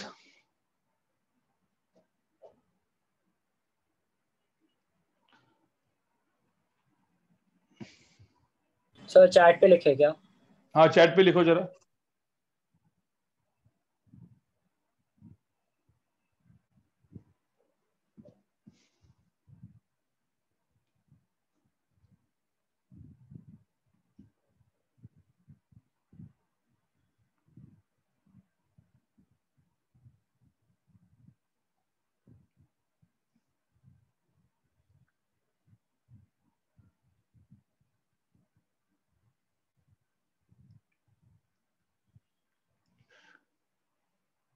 ठीक है, देखो यहाँ पे देखो, इस क्वेश्चन को सॉल्व करने का तरीका क्या था। इनिशियल मोमेंटम 0 है। देखो इसको, इस चीज को पहले इनिशियल मोमेंटम 0, फाइनल मोमेंटम भी 0 होगा। इस क्वेश्चन को सॉल्व करने के दो तरीके थे, मैंने आपको मेथड 1 मेथड 2 बताए थे, बराबर। ठीक है, मेथड 1 मेथड 2। गाइस मैं कॉलेज के बारे में बताऊंगा 15 मिनट के बाद। मैंने बोला ना 1 घंटा पहले प्रॉपर तरीके से पढ़ाएंगे अपन, 1-1.25 घंटा, और उसके बाद 15-20 मिनट आगे का आधा घंटा अपन थोड़ा सा कॉलेज के बारे में बात करेंगे। अभी देखो यहाँ पे पहले, जैसे यहाँ पे देखो, यहाँ पे 3 मोमेंटम थे। देखो initial momentum equal to final momentum. Now initial momentum 0 है, सेंटर ऑफ मास का फाइनल मोमेंटम क्या होगा। अब इसको अपन लिखेंगे m इंटू 2v। तो मैं यहाँ पे जो भी लिखता हूँ देखो, m इंटू 2v आई कैप। ठीक है, ये आई कैप वाला मेथड है। इसका मोमेंटम क्या होगा, plus 2m into 2v into क्या, j कैप। और इसका मोमेंटम मुझे निकालना है, तो इसका मोमेंटम मुझे पार्टिकल 3 का मोमेंटम मुझे निकालना है। तो पार्टिकल 3 का मोमेंटम क्या हो गया, 2mv आई कैप प्लस 4mv क्या, जे कैप माइनस, बराबर। कोई दिक्कत है। अब पार्टिकल मोमेंटम 3 का जो मैग्नीट्यूड है वो कितना हुआ, मैग्नीट्यूड कितना हुआ, अंडर रूट ऑफ कितना, √20 mv। हाँ √20 क्या mv, ये इसका मैग्नीट्यूड हुआ। देखो ना, अब a square plus a square, root of x square plus y square, right. अब जो मैग्नीट्यूड, अब इसका जो मैग्नीट्यूड है वो बेसिकली अपन क्या लिख सकते हैं, 3m इंटू v1 ना। तो बस यहां से v1 की वैल्यू कितनी आएगी, √20v बाई क्या 3। समझ में आ रहा है मैंने क्या लिखा है, समझ में आया क्या मैंने क्या किया। ये था मेरा मेथड 1, लेकिन इसका शॉर्टकट मेथड था। शॉर्टकट मेथड क्या, वेक्टर मेथड। जिनका वेक्टर मैंने बोला अच्छा है वो डायरेक्टली कर देंगे। यहाँ पे मोमेंटम ऐसे लिखो, इसका मोमेंटम था 2mv, इसका मोमेंटम था कितना, 2m इंटू 2v मतलब कितना 4mv। और ये जो पार्टिकल 3 था उसका मोमेंटम मुझे निकालना था, उसका मोमेंटम क्या होगा, ये दोनों में अंदर 90 डिग्री होगा। इसका मोमेंटम है 3mv1। क्या करेंगे, ये इसका मोमेंटम एग्जैक्टली ये दोनों का जो एडिशन होगा, ठीक है, ये दोनों का जब मैं वेक्टर एडिशन करूंगा, इसका और इसका जब वेक्टर एडिशन करूंगा, तो आंसर कितना आएगा, √20 mv, बराबर ना। तो ये दोनों चीजें क्या होनी चाहिए, इक्वल। तो √20 mv should be equal to क्या, 3mv1। तो ही तो टोटल मोमेंटम, तीनों तीन वेक्टर का एडिशन कितना हो जाएगा, एडिशन कितना हो जाएगा, तीनों तीन वेक्टर का एडिशन 0 हो जाएगा। या ये मैंने करवाया था। शॉर्टकट मेथड समझने के लिए आपका मैथ्स और हर एक चीज सही होना चाहिए, ठीक है। तो ये मैंने वैसे भी करवाया था आपको। तो इस टाइप के कुछ क्वेश्चंस अपन ने किए थे मोमेंटम कंजर्वेशन के, राइट। फिर उसके बाद थोड़े से अपर लेवल के क्वेश्चंस अपन ने करवाए थे। एक मिनट गाइस, अब थोड़े से अपर लेवल के क्वेश्चन मैंने करवाए थे, आपको याद होगा। मेरे को इसका रीजन चाहिए, मेरे को, मैं जो क्वेश्चन अभी पूछने वाला हूं ना गाइस, उस क्वेश्चन का मुझे रीजन चाहिए, रीजन, ठीक है। जो मैं क्वेश्चन पूछ रहा हूं उसका मेरे को रीजन चाहिए। ये क्वेश्चन मैंने ऐसा एच शर्मा का एकदम लास्ट वाला ऐसा क्वेश्चन है, बराबर, जिसमें मतलब 29, सॉरी क्वेश्चन नंबर 29 है, राइट। क्वेश्चन नंबर 29 में ये कैपिटल M है, ये मास M है, यहाँ पे कोई भी फ्रिक्शन नहीं है, there is no friction anywhere, इधर भी फ्रिक्शन इधर फ्रिक्शन, म्यू की वैल्यू 0 है, ठीक है। इसको मैंने को वेलोसिटी v0 से थ्रो किया, तो क्या होगा, वेलोसिटी v0 से थ्रो करने के बाद क्या होगा, थ्रो टाइम के बाद क्या होगा, और एक सरफेस पे रखा है,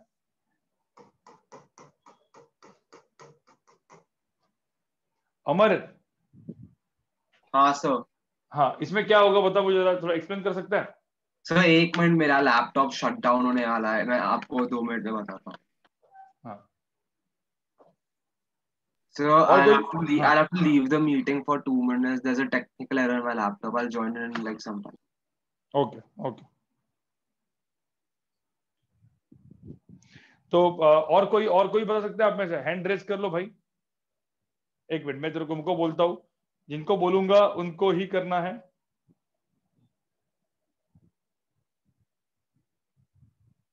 हेत मोदी।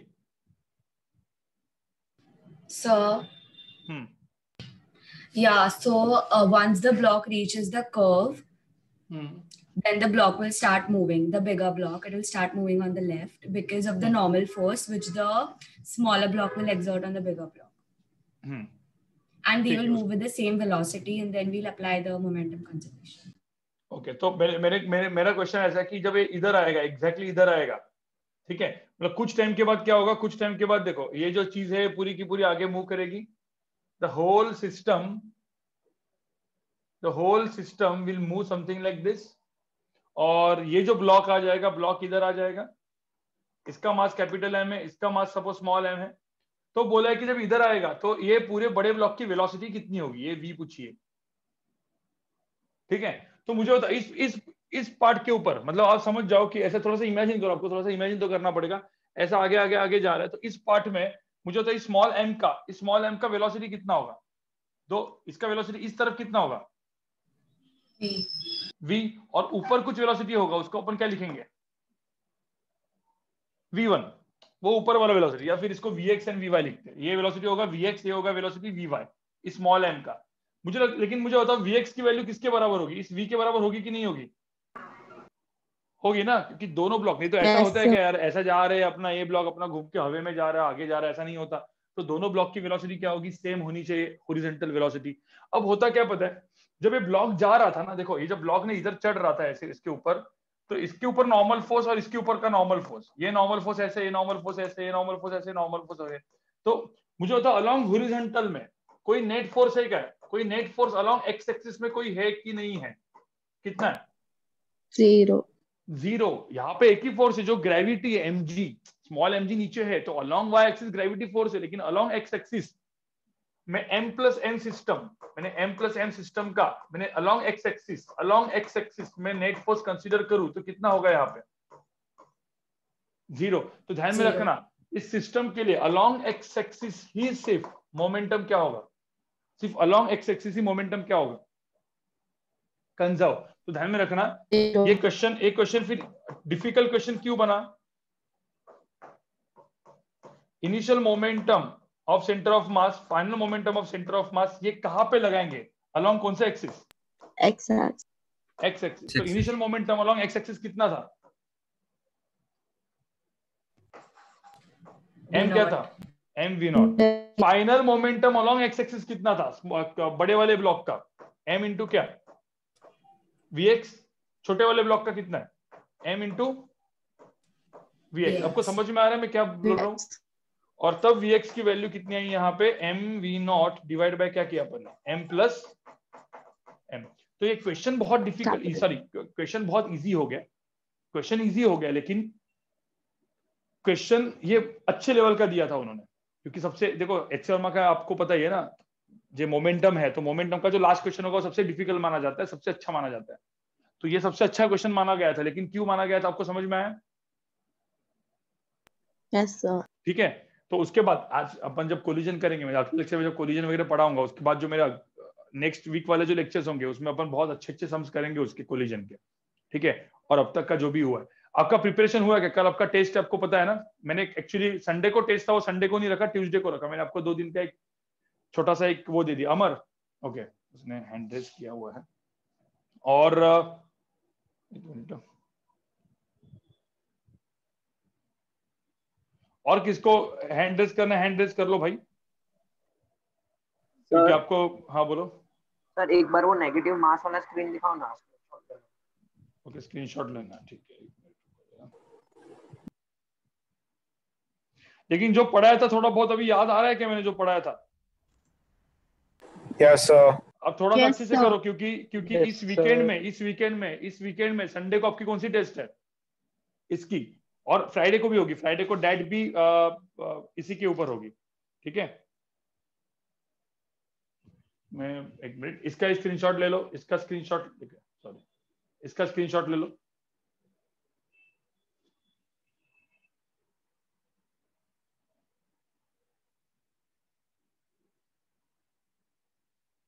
इसका स्क्रीनशॉट ले लो,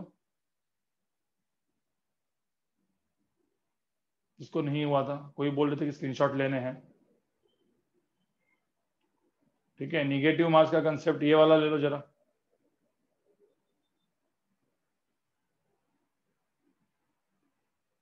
ये वाला ले लो,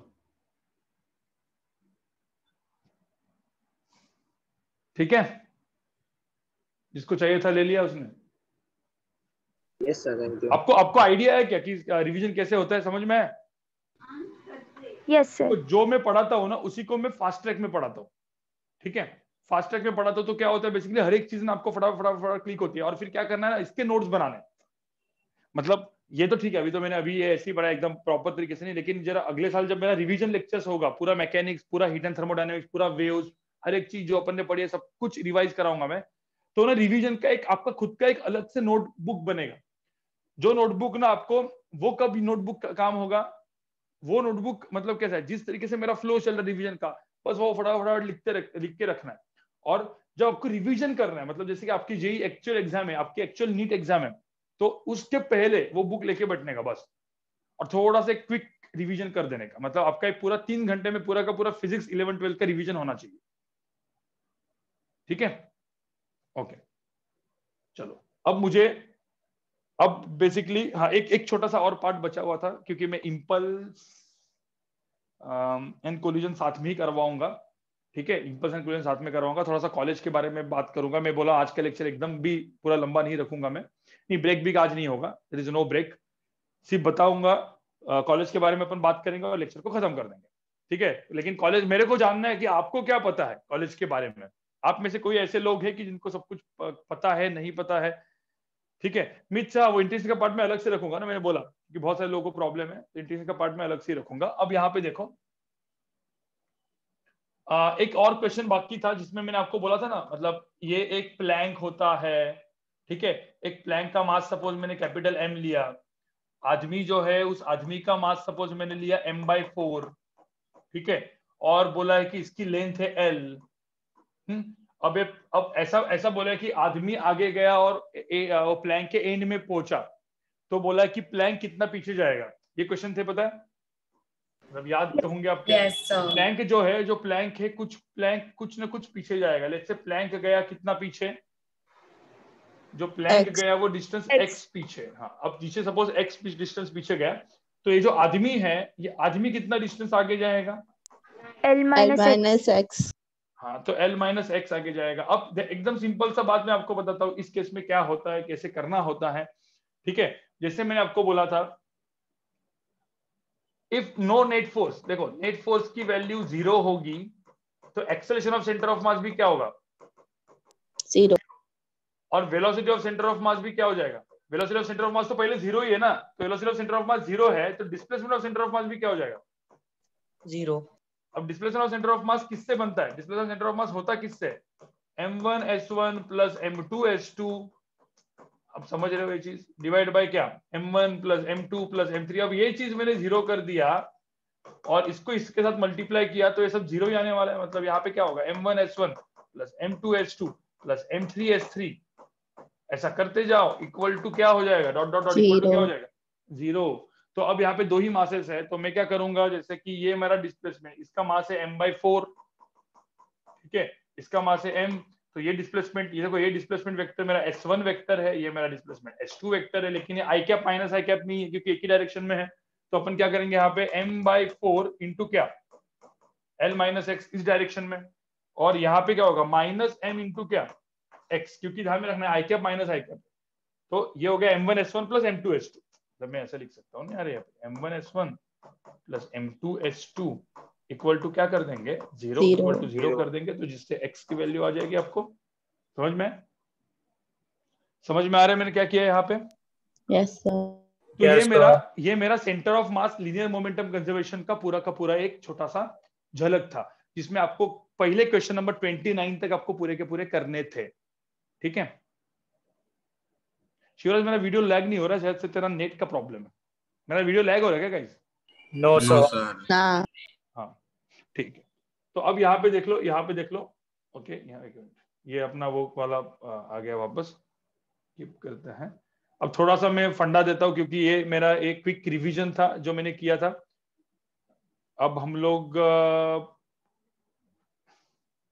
इम्पल्स और कोलिजन मेरे को साथ में पढ़ाना है, तो अगले लेक्चर में पढ़ाएंगे, क्योंकि इम्पल्स में एक 15 मिनट में इम्पल्स को रिवीजन करा दूंगा, और कोलिजन का पार्ट पूरा का पूरा अगले लेक्चर में अपना कोलिजन खत्म हो जाएगा। ठीक है, फिर उसके अच्छे लेवल के क्वेश्चन, मतलब variable mass and spring mass system. Spring अभी तक देखो ना, स्प्रिंग आपका एसएचएम तक स्प्रिंग चलने वाला है, तो और फिर जब एसएचएम का स्प्रिंग हो जाएगा तब पूरा का पूरा स्प्रिंग पे आपका कब जाएगा, मतलब हर एक टाइप का स्प्रिंग के इक्विवेलेंट कांस्टेंट वगैरह सब कुछ होता है। तो ऐसा मत समझो कि कुछ चीजें मैंने छोड़ी है, आपको मॉड्यूल्स में कुछ चीजें दिखेगी जो आप बोलोगे अरे सर ने तो पढ़ाया नहीं, ये सब कवर होने वाला है। जब मेरा पूरा मैकेनिक्स कवर होगा ना, तो आपका हर एक पार्ट कवर हो जाएगा, हर एक पार्ट। ऐसा कुछ नहीं कि कुछ छोड़ूंगा मैं सिर्फ आगे पीछे करता हूँ चीजों को। ठीक है, जैसे कि चेन के सम, बिल्कुल जैसे कि चेन के सम्स होंगे, तो चेन के सम्स अभी सेंटर ऑफ मास पढ़ने के बाद अपन करेंगे। ठीक है,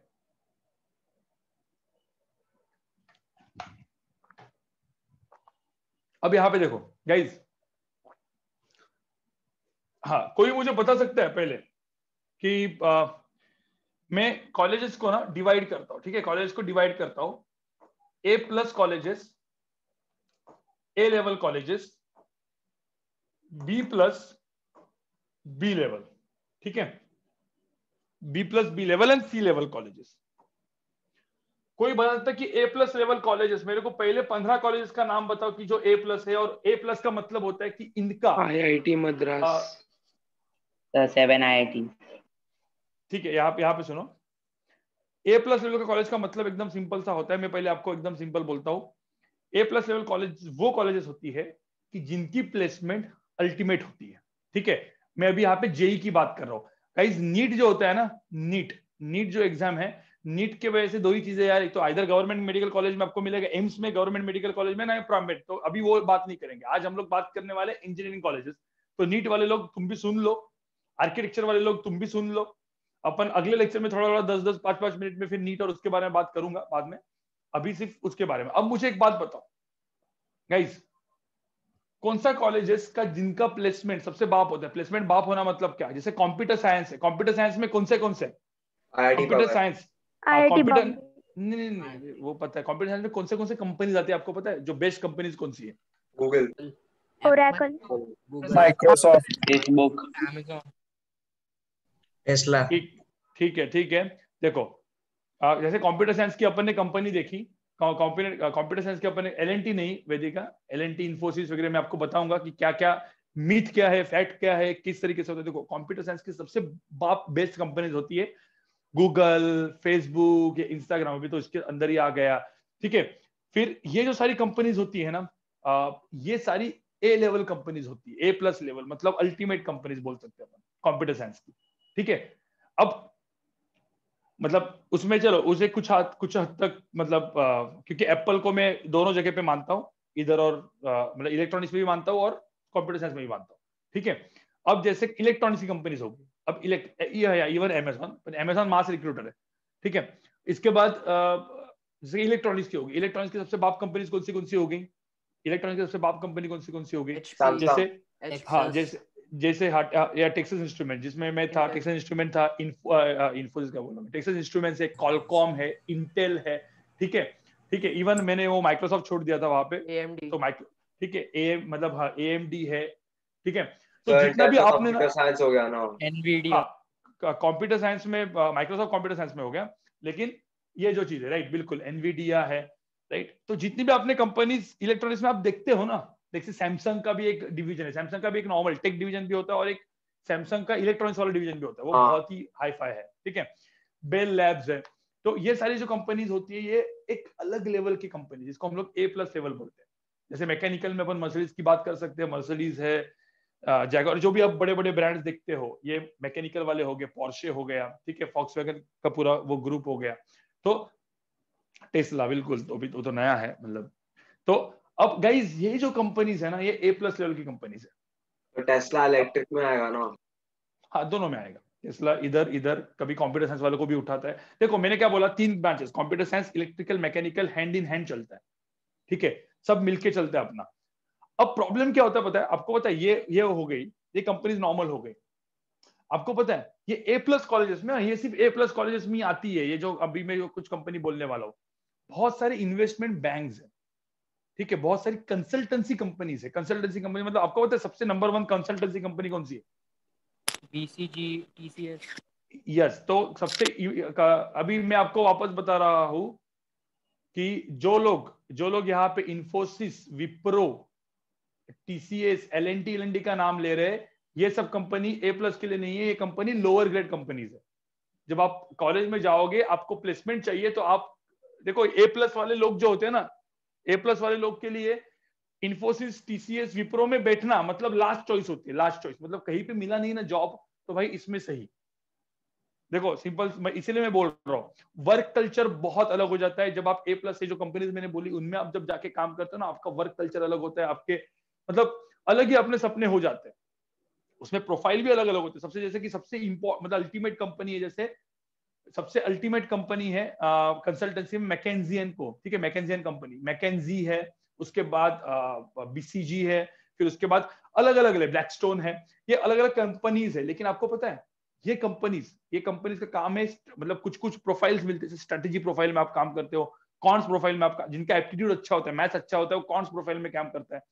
तो स्ट्रेटेजी, कॉन्स, इसमें कौन लोग काम करते हैं? इंजीनियर्स। भाई इसमें तो MBA को काम करना है ना, मतलब आपने MBA किया, आपने IIM से MBA किया, उसके बाद इन कंपनी में जाओगे। आपको पता है ये कंपनीज इन टॉप कॉलेज में डायरेक्टली इंजीनियर्स को उठा देती है, ठीक है।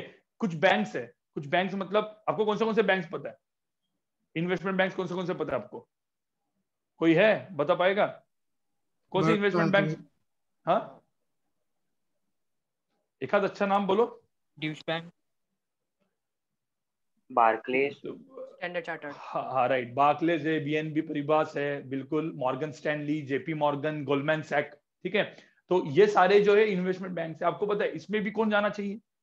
इसके भी जो फाइनेंस वाले बैकग्राउंड में कौन जाना चाहिए? भाई अपने कॉमर्स मतलब कॉमर्स तो खड़े नहीं रखते, ठीक है।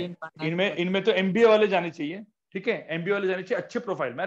देखो मैं क्या बोला, हर एक बैंक में लोअर वाला प्रोफाइल भी होता है। जैसे कि हर एक बैंक में प्यून भी काम करता है ना, हर एक कंपनी में प्यून भी होता है और बॉस भी बैठता है, ऊपर वाला CEO भी बैठता है। तो अलग अलग प्रोफाइल है। मैं ये सारी जो प्रोफाइल की बात कर रहा हूँ, हायर लेवल प्रोफाइल की बात कर रहा हूँ, ठीक है। जो लोग कॉमर्स बैकग्राउंड से आते हैं ना, वो ऐसे सब बैंक में जाएंगे, लेकिन उनका सैलरी कितना होगा? 15,000 20,000 पर मंथ।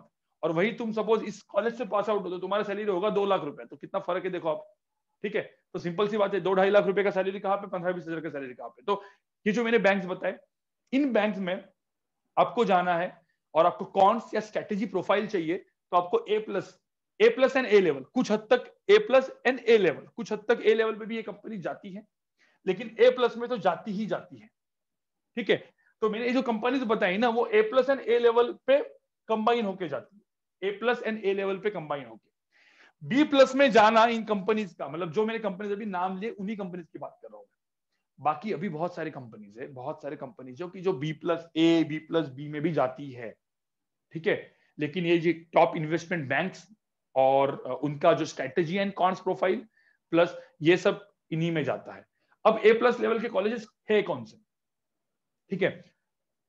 कोई मुझे एग्जैक्ट बता सकता है? मतलब मैंने शायद से एक बार बोला था, शायद से A+ लेवल के मैंने खुद ने बोला था, ठीक है। मैं किसी को पूछता हूँ, चलो मैं एक काम करता हूँ, चलो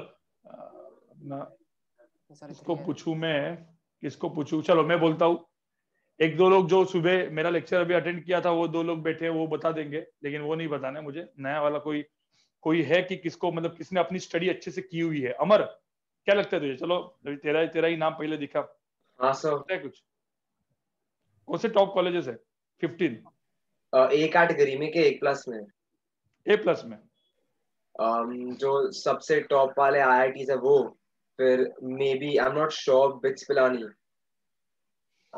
देन चलो मतलब कुछ सही बोल रहे हैं। अब कोई दूसरा, कोई कुछ और? Sir triple IT Hyderabad. बिल्कुल बिल्कुल गुड, चलो अच्छी NIT Trichy, तो IIT गुवाहाटी। ठीक है। NIT मैं Trichy, आपको मैं बताता हूँ क्या है। आईआईटीज में जो 7 आईआईटीज है, ठीक है, आईआईटीज में 7 आईआईटीज है, जो IIT Bombay, IIT Madras, IIT Kanpur, Kharagpur, Delhi, Guwahati, Roorkee, ये 7 टॉप आईआईटीज। 3 आईआईटीज का अभी जो नए आईआईटीज बने, देखो टोटल आईआईटीज 21 23 है, अभी तो और बन रहे हैं, ठीक है, लेकिन जो 3 नए आईआईटीज है, जैसे आईआईटी गांधीनगर वगैरह का कुछ चीजें इसमें इंक्लूड किया गया है, ठीक है, तो ऐसे 10 आईआईटीज हो गए। एनआईटीज में, ठीक है, मतलब टॉप 15-20 कॉलेज में बोल सकता हूँ। एनआईटीज में 4 एनआईटीज, जो सारी की सारी एनआईटीज जो साउथ में है, साउथ में मतलब कर्नाटका में सूरतकल है, NIT Surathkal, not Surat, Surathkal, NIT Trichy, NIT Warangal, NIT Calicut, ठीक है। कुछ लोग बोलते हैं कि एनआईटी कैलिकट के ऊपर एनआईटी इलाहाबाद वगैरह, मैं नहीं मानता। जॉब प्लेसमेंट के हिसाब से एनआईटी कैलिकट, क्योंकि मतलब वहां पे है, राउरकेला भी बोला जाता है, लेकिन नहीं, मैं बोल रहा हूँ कि एक्सपीरियंस है हमारा, कंपनीज में काम करते तो देखते हैं, तो भाई एनआईटी कैलिकट वाले लोग भी काफी मिलते हैं अच्छे कंपनी में, टॉप कंपनीज में, क्योंकि साउथ से है। साउथ में काफी बड़े बड़े कंपनीज के जो सीईओज और वो सब होते हैं ना, वो साउथ वाले लोग ज्यादा होते हैं, ठीक है। नहीं एसआरएम नहीं, एसआरएम बाद में आता है, ए पे आता है वो। अब यहाँ पे देखो, तो आईआईटी हो गया, ये 7 आईआईटी 3 एनआईटी, उसके बाद बिट्स, तो बिट्स पिलानी माना जाता है, तो बिट्स पिलानी है। अब कुछ लोग बोलते हैं कि अभी गोवा का थोड़ा सा लेवल अप हो गया है, जैसे bits Pilani, bits Goa, bits Hyderabad and bits Dubai, तो उसमें बिट्स पिलानी जो है वो A+ कैटेगरी में आता है। ट्रिपल आईटी हैदराबाद, ठीक है, triple IT Hyderabad, triple ITs में भी बहुत सारे ट्रिपल आईटीज हैं, लेकिन ट्रिपल आईटी हैदराबाद जो है ना, one of the best computer science के लिए माना जाता है। मतलब computer science triple IT Hyderabad का नहीं, ट्रिपल आईटी बैंगलोर वगैरह इतना नहीं है, ट्रिपल आईटी हैदराबाद अलग लेवल पे। मैंने आपको बोला ट्रिपल आईटी 17-18 ट्रिपल आईटीज है, वो छोड़ दो, ट्रिपल आईटी हैदराबाद पूरा अलग ही है, ठीक है, Indian institute of information technology, ठीक है। तो अब ये जो, अब मुझे एक बात बताओ, अब सिंपल सी मुझे बात बताओ गाइस, इनके अंदर एडमिशन कहां से होता है? एडवांस से। इसके अंदर एडमिशन कहां पे होता है?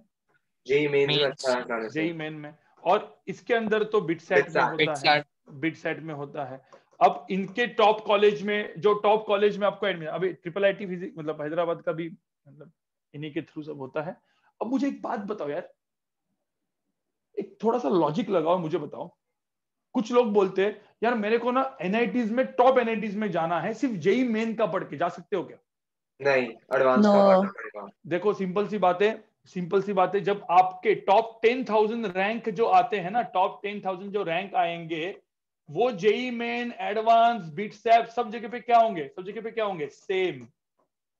कुछ लोग का ऐसा हो जाएगा कि आईआईटी में रैंक आया 3000 और जेईई मेन में दिमाग चला नहीं उस दिन, कुछ तो हुआ था, तो रैंक आ गया लेट्स से 5000, लेकिन जो ब्रैकेट है 10,000 का वो क्या रहेगा? सेम। वो आगे पीछे जाता है, मतलब ऊपर जाता है, नीचे जाता है। इसीलिए मैं आपको क्या बोल रहा हूँ, प्रिपरेशन, क्योंकि दिवाली हो चुका है, आपको भी खुशियां आपने मना ली है, ठीक है।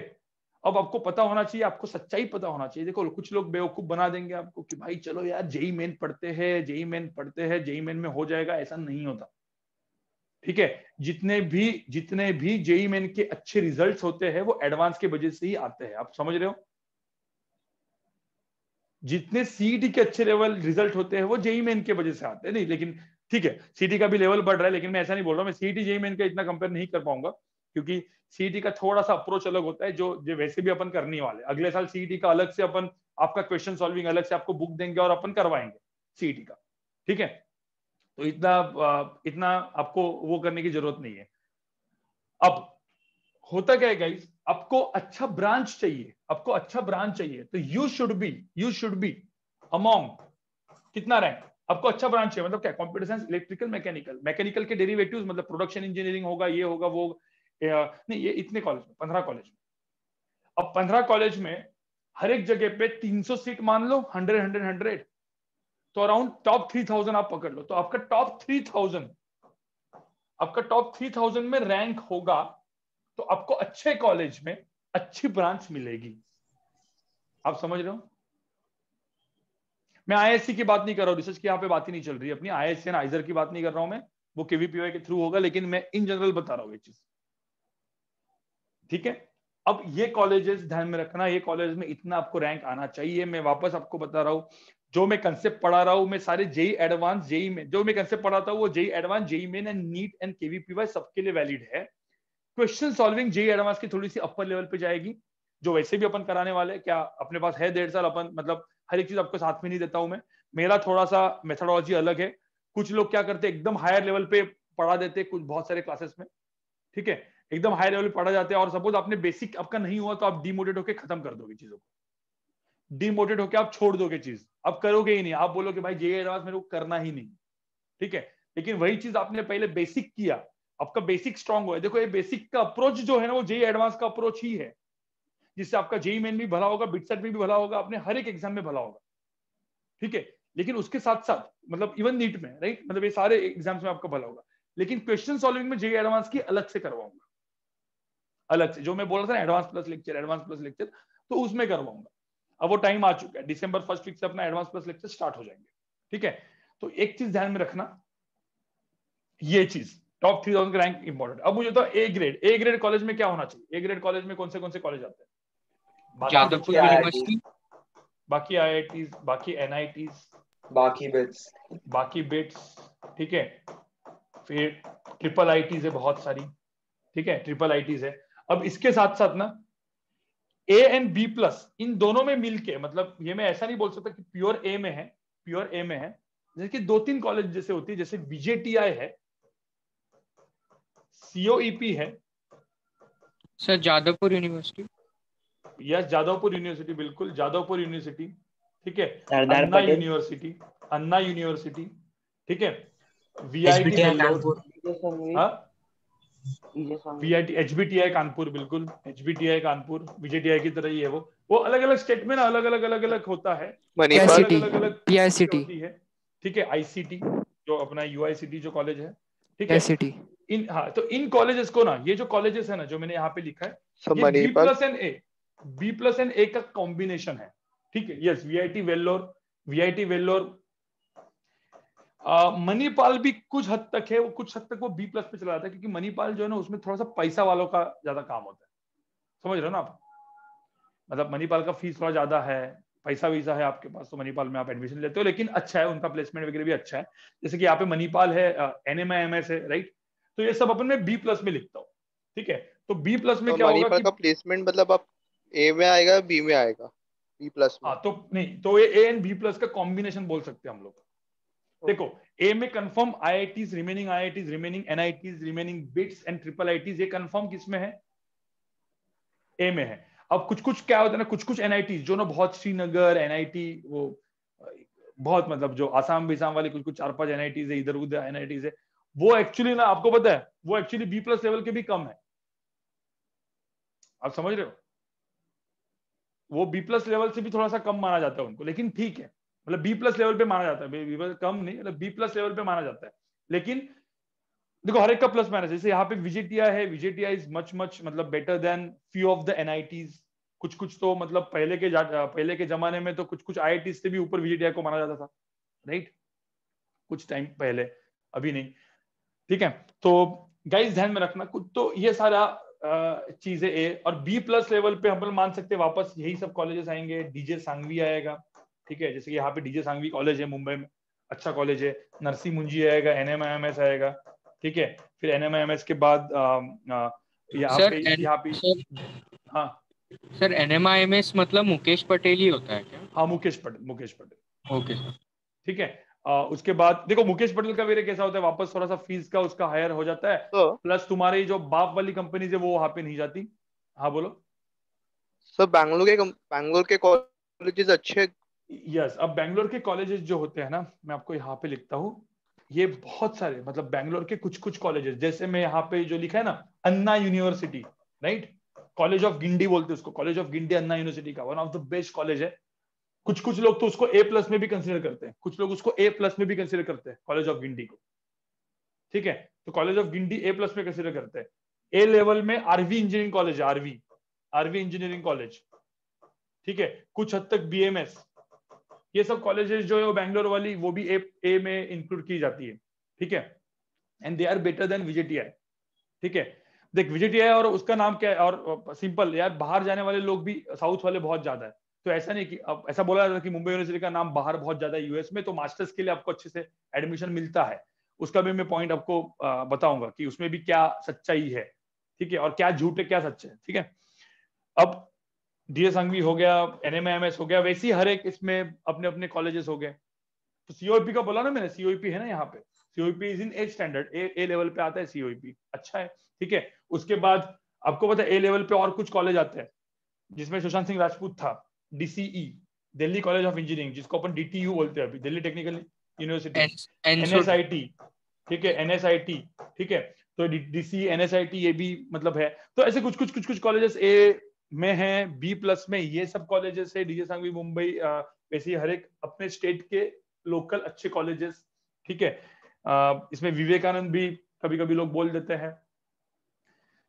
तो गाइज ये हो गया, और फिर बाकी जो बचे हुए कॉलेजेस है B and C ग्रेड में मिला जाता है। अब C मतलब क्या, एकदम ही कहीं ना कहीं पे एकदम गांव मतलब इधर उधर कॉलेजेस रहेंगे जहां पे प्लेसमेंट इतना अच्छा नहीं रहेगा। सपोज आपको B and C में एडमिशन मिलता है, तो आप मैं एक बात बताओ, ऐसा नहीं कि B and C में आपका एडमिशन हो गया तो आपकी जिंदगी खत्म, ऐसा होता है क्या गाइज? B and C में एडमिशन मिला तो आपकी जिंदगी खत्म, ऐसा नहीं होता। होता क्या है पता है, B and C में एडमिशन मिलने के बाद ना आपको वहां पे आपको प्रूव करके दिखाना पड़ेगा, आपको हमेशा प्रूव करके दिखाना पड़ेगा, आपके ग्रेड्स बहुत अच्छे होने चाहिए इंजीनियरिंग कॉलेज में जाके। मतलब आप इंजीनियरिंग कॉलेज में जाओगे, वही बंदा जो A+ A level and B+ पे गया है, मतलब आराम से मजा मार रहा है, ठीक है, आराम से मजा मार रहा है, लाइफ 3 साल उसने चिल में बिता दी, कुछ पढ़ा बेड़ा नहीं, उधर जाके IIT में जाके गेम खेलना पड़ता। देखो आप लोग ना अभी गेम खेल रहे हो, जो लोग अभी गेम खेल रहे हैं ना, IIT में नहीं जा पाओगे, मतलब अच्छे IIT में नहीं जा पाओगे, अच्छे NIT में नहीं जा पाओगे, बिट्स में नहीं जा पाओगे, और पछताओगे बाद में।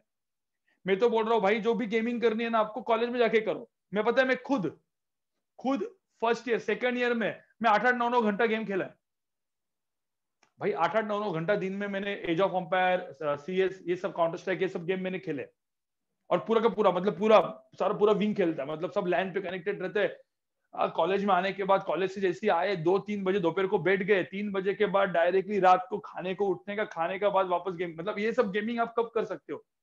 जब आप कहीं पे गए, वहां पे गए हैं। और उसके बाद भी कुछ लोग गेम खेलेंगे, कुछ लोग कुछ एक्टिविटीज करेंगे, कुछ लोग मजा मारेंगे। मजा मारने के बाद भी आपका प्लेसमेंट कहाँ पे होगा? प्लेसमेंट कहाँ पे होगा? बहुत अच्छी कंपनी में, क्योंकि प्लेसमेंट उनको पता है भाई, तुम दिमाग लगाने वाले हो। प्लेसमेंट जब पता है भाई मेरे को 30 लाख की जॉब लगने वाली है, पर एनएम का मेरे को पैकेज मिलने वाला है, तो तू कुछ ना कुछ करके पड़ेगा ही पड़ेगा, और कंपनी में अच्छा कुछ करेगा। और कंपनी वाले भी होते स्मार्ट होते हैं, उनका इंटरव्यू वगैरह प्रोसेस कैसे होता है वो बाद में कभी बताऊंगा आपको। अभी के लिए सिर्फ इतना ध्यान में रखना। लेकिन वही B and C में आप गए, तो B and C में आपको मेहनत करनी पड़ेगी भाई, मेहनत करनी पड़ेगी। मेहनत मतलब क्या, थोड़ा सा मतलब अच्छा खासा, एक तो कोई ना कोई आपको रेफरेंस जुगाड़ ढूंढना पड़ेगा। जैसे कोई आपका सपोज कोई गूगल में है, जैसे आप 5-6 साल के बाद आप मेरे से भी हेल्प लोगे, ठीक है। अब कौन से टाइप की हेल्प बताओ मुझे, कोई बोल पाएगा क्या? चलो गैस मारो, कौन से टाइप की हेल्प मेरे से लोगे आप? जॉब चाहिए। हाँ, जैसे सपोज लगा दो, ये बोल रहे फाइनेंस की हेल्प नहीं। हाँ, कोई अच्छा स्टार्टअप आइडिया लेके आए तो हम लोग भी इन्वेस्ट करेंगे, टेंशन मत लो। कोई अच्छा आइडिया लेके आओ, ठीक है, तो इन्वेस्ट पक्का कंफर्म करेंगे अपन। लेकिन दूसरा है, जैसे कि आपको सपोज जॉब करना है, आपको जैसे गूगल में जॉब करना है, आपको फेसबुक में जॉब करना है, आपको कुछ और जगह पे जॉब करना है। अभी हमारे मैक्सिमम सारे जो कलीग्स है वो उस लेवल पे, बहुत अच्छे लेवल पे पहुंच चुके हैं। तो आपका मैं क्या कर सकता हूँ, CV वहां पे फॉरवर्ड कर सकता हूँ, रेज्यूमे आपका वहां पे फॉरवर्ड कर सकता हूँ। अंदर जाने का काम आपका है, लेकिन रेज्यूमे तो फॉरवर्ड कर सकता हूँ, मतलब आपको मैं एंट्री दे सकता हूँ वहां पे, मतलब उस डोर पे करने की, ठीक है। लेकिन अंदर जाने का काम आपका है। अब उसके लिए आपको मेहनत तो करनी पड़ेगी, सिंपल सी बात है। लेकिन A+ एंड A लेवल के कॉलेज से है ना, तो आपको अपनी जरूरत ही नहीं है। A+, मैंने खास करके A+ है तो आपको डायरेक्टली मिलने वाला है। आप समझ रहे हो मैं क्या बोल रहा हूँ? तो ये सारी जो चीजें है ना, ये बहुत ही इंपॉर्टेंट है, ठीक है। ये सब करने के लिए भाई पढ़ना अभी है। तो आपको बहुत अच्छे कंपनीज में जाना है। आपको मैं बोल रहा हूँ यार, जो लोग TCS में काम करते हैं, इन्फोसिस में काम करते हैं ना, पूछो उनको कैसी हालत खराब होती है। कुछ नहीं होता उधर, कॉपी पेस्ट का काम होता है। आप समझ रहे हो, कॉपी पेस्ट का काम करते हैं वो लोग इन्फोसिस TCS में जाके। कॉपी पेस्ट का काम मतलब क्या है? कंप्यूटर साइंस बोलेंगे भाई हम कंप्यूटर साइंस से कर क्या रहे, एक्सेल शीट भर रहे, समझ रहे हो? तो गाइज आपको मतलब उस चीज का प्रॉपर तरीके से काम करना है तो आपको एक अच्छे जगह पे जाना पड़ेगा। अच्छे जगह पे जाने के लिए आपको अच्छा इंजीनियरिंग कॉलेज में एडमिशन भरना पड़ेगा। उसके लिए आपको 11th-12th ये मौका है आपके पास, 1.5 साल बचा है भाई, वेस्ट मत करो, समझ लो, वेस्ट बिल्कुल मत करो। जिंदगी जो है मतलब इसी के ऊपर है, अभी जो भी ये होने वाला ना आगे का कुछ चीज 1.5 साल उसी के ऊपर आपकी सेट होने वाली है। तो इसका मतलब ऐसा नहीं कि बीएनसी में जाके डूब जाओगे, नहीं डूबोगे नहीं, बस आपको मेहनत ज्यादा करनी पड़ेगी। तो भाई मेहनत तो तब करोगे ना, तो उससे अच्छा अभी कर लो, अभी मेहनत कर लो। अच्छा मास्टर्स का बोलने वाले थे। हाँ, मास्टर्स का भी कैसा होता है, जैसी कुछ लोग बीएनसी कैटेगरी में जाते हैं, ANA+ के लिए भी वैलिड है ऐसी चीज, ठीक है। होता क्या है गाइस, जाने के बाद ना आपके पास 2 टाइप के ऑप्शन होते हैं। आप इंडिया में मास्टर्स करते हो या आप अब्रॉड में मास्टर्स करते हो। आप बाहर जाके मास्टर्स करते हो, इंडिया में करते हो। आप इंडिया में करते हो तो आपको 2 एग्जाम देनी पड़ती है, एक होती है गेट और दूसरी होती है कैट। गेट होती है किसके लिए, आपने बीटेक किया तो गेट होती है एमटेक के लिए। आप आईआईटी से एमएस या मास्टर्स या आईआईटी आईएससी से कर सकते हो गेट के थ्रू, तो ये मास्टर, और यहां से होता है एमबीए। अब गाइज यहाँ पे भी आपको आईआईटीज मिलना है और यहाँ पे भी आपको आईआईएम्स मिलना है, तो आपको मेहनत तो करनी पड़ेगी ना गेट एंड कैट के लिए, क्योंकि आप बीएनसी लेवल पे कॉलेज पे गए सपोज, और बीएनसी लेवल पे कॉलेज पे जाने के बाद क्या हुआ, आपको पता चल गया कि मेरे को ना 25,000 की जॉब लग रही है, मेरा इनकम 25,000 पर मंथ है, मुझे 25,000 नीचे मुझे 1 लाख का इनकम चाहिए। तो आप क्या करोगे, आपको अपग्रेड करोगे। अब कैसे जाओगे वापस, क्या वापस बैचलर करोगे क्या, वापस आईआईटी का एग्जाम दोगे, जेई देके नहीं ना। तो आप क्या करोगे, इन टाइप के एग्जाम्स देंगे और इंडिया में ही मास्टर्स कर लोगे, एमटेक या एमबीए। अब मेरा प्रेफरेंस ऐसा है कि इंडिया से एमटेक नहीं करना है आपको। एमटेक मतलब आपको सपोज मास्टर्स करना ही है ना टेक्नोलॉजी में, तो इंडिया में इवन कोई भी आईआईटी अच्छी नहीं है, ठीक है। एमटेक एंड पीएचडी इंडिया से करना बकवास होता है, समझ रहे हो। कुछ लोग होते हैं कि जिनको पैसे का प्रॉब्लम होता है, कुछ वो होता है, तो वो कर सकते हैं, मतलब उनके पास आईआईटी का टैग नहीं है, आईआईटी का टैग लेके आना है बाद में, तो आप आईआईटी का टैग एमटेक करके लेके आ सकते हो इंडिया से, कोई दिक्कत नहीं है। हाँ, लेकिन इतना ध्यान में रखना वो सिर्फ एक टैग के लिए जाएगा, मतलब आप उसमें ना ज्यादा एकदम ऐसा अल्टीमेट कुछ चीज सीखोगे नहीं, ठीक है। प्लस आप एमटेक करने के बाद जो आईआईटी से बीटेक करके निकला हुआ बंदा है ना, और आप एमटेक करके निकले हो आईआईटी से, कभी भी वैल्यू बीटेक को ज्यादा होती है। कभी वैल्यू जो आईआईटी का BTech is much higher than IIT का एमटेक, समझ रहे हो। तो ये चीज, एक चीज दिमाग में डाल दो। इसके बाद ये होने के बाद कुछ लोग क्या करेंगे, बाहर जाएंगे, बाहर जाके 2 एग्जाम देंगे, जीआरई देंगे और क्या देंगे, जीमैट। तो जीमैट से आप कहां पे जाओगे, आपको एमबीए की स्कूल्स मिलेगी और यहाँ पे मास्टर ऑफ साइंस, मतलब यहाँ पे आपको एमएस करने को मिलेगा जीआरई से। ध्यान में रखना, जीआरई का वैसे तो कुछ काम है ही नहीं। जीआरई में एक नॉर्मल एक स्कोर लाना पड़ता है। वो स्कोर तो आपका इंग्लिश थोड़ा सा उसको स्ट्रांग बनाना है, वर्बल में हालत खराब होती है, वर्बल आप अच्छा करोगे आपको जीआरई में स्कोर आने वाला है। लेकिन जीआरई के स्कोर से ना आपको कभी अच्छा कॉलेज मिलता नहीं। मुझे एक बात बताओ, प्रॉब्लम देखो कहां पे होता है। लोग बोलते हैं अरे कुछ नहीं यार, तुम लोग नॉर्मल जगह से बीटेक कर लो, बाहर मास्टर्स कर देने का, यूएस में बोलते हैं ना ऐसे, बाहर मास्टर कर लेने का, बाहर खुश रहेंगे अपन। जितने कॉलेजेस है ना, जितने कॉलेजेस, जितनी यूनिवर्सिटी इंडिया में है ना, वैसे ही टाइप की यूनिवर्सिटीज कहां पे, यूएस में है। क्या मुझे बताओ, हर एक इंजीनियरिंग कॉलेज अच्छा है क्या इंडिया का, हर एक इंजीनियरिंग कॉलेज अच्छा है क्या, नहीं है ना। तो वैसे ही यूएस में भी कितने कॉलेजेस है, बहुत बहुत, आप गिन भी नहीं सकते उतनी यूनिवर्सिटीज है। कोई बोल सकते हैं, चलो आप में से कोई, चलो किसको पता है देखते हैं, टॉप 5 टेक्निकल इंस्टीट्यूट्स बताओ इंडिया की, सॉरी यूएस की। पहले हार्वर्ड सर, हार्वर्ड, एमआईटी, फिर उसके बाद ऑक्सफोर्ड। नहीं मतलब टेक्निकल बोला, हार्वर्ड टेक्निकल नहीं है। एमआईटी कोलंबिया भी है ना। देखो एमआईटी है, देखो मैं एकदम टॉप 5 टेक्निकल बोलता हूँ, कोलंबिया थोड़ा सा अलग हो जाता है। एमआईटी देखो मैं आपको, देखो यस एमआईटी है, उसके बाद स्टैनफोर्ड है, ठीक है, कैलटेक है, California institute of technology, one of the बाप कॉलेज माना जाता है कैलटेक, ठीक है। California Berkeley, UCB, university of California Berkeley, Urbana campaign, ठीक है। ये सब अलग अलग ऐसे अराउंड ना एक 8-9 कॉलेजेस है कि जो टेक्नोलॉजी में बाप है, बाप मतलब अलग लेवल, ठीक है, अलग लेवल, ठीक है। और प्रिंसटन भी नहीं, प्रिंसटन और वो सब आईवी लीग में आता है। And then Ivy League colleges जो यूएस के ईस्ट कोस्ट में, मतलब ईस्ट एंड वेस्ट कोस्ट, मतलब पूरा ये है। तो आईवी लीग जो है ना वो ईस्ट कोस्ट में आता है। उसमें 9 कॉलेजेस मतलब जो आती है, जैसे इसमें कोलंबिया यूनिवर्सिटी है जहाँ पे मुझे एडमिशन मिला था और मैं गया नहीं था क्योंकि 2016 में मैं फर्स्ट हो गया था। मैं बोला छोड़ यार ये सब करके अपन भाग जाते हैं यूएस में। जीआरई दिया, अच्छा प्रोफाइल था, तो मुझे 3 यूनिवर्सिटीज मिली।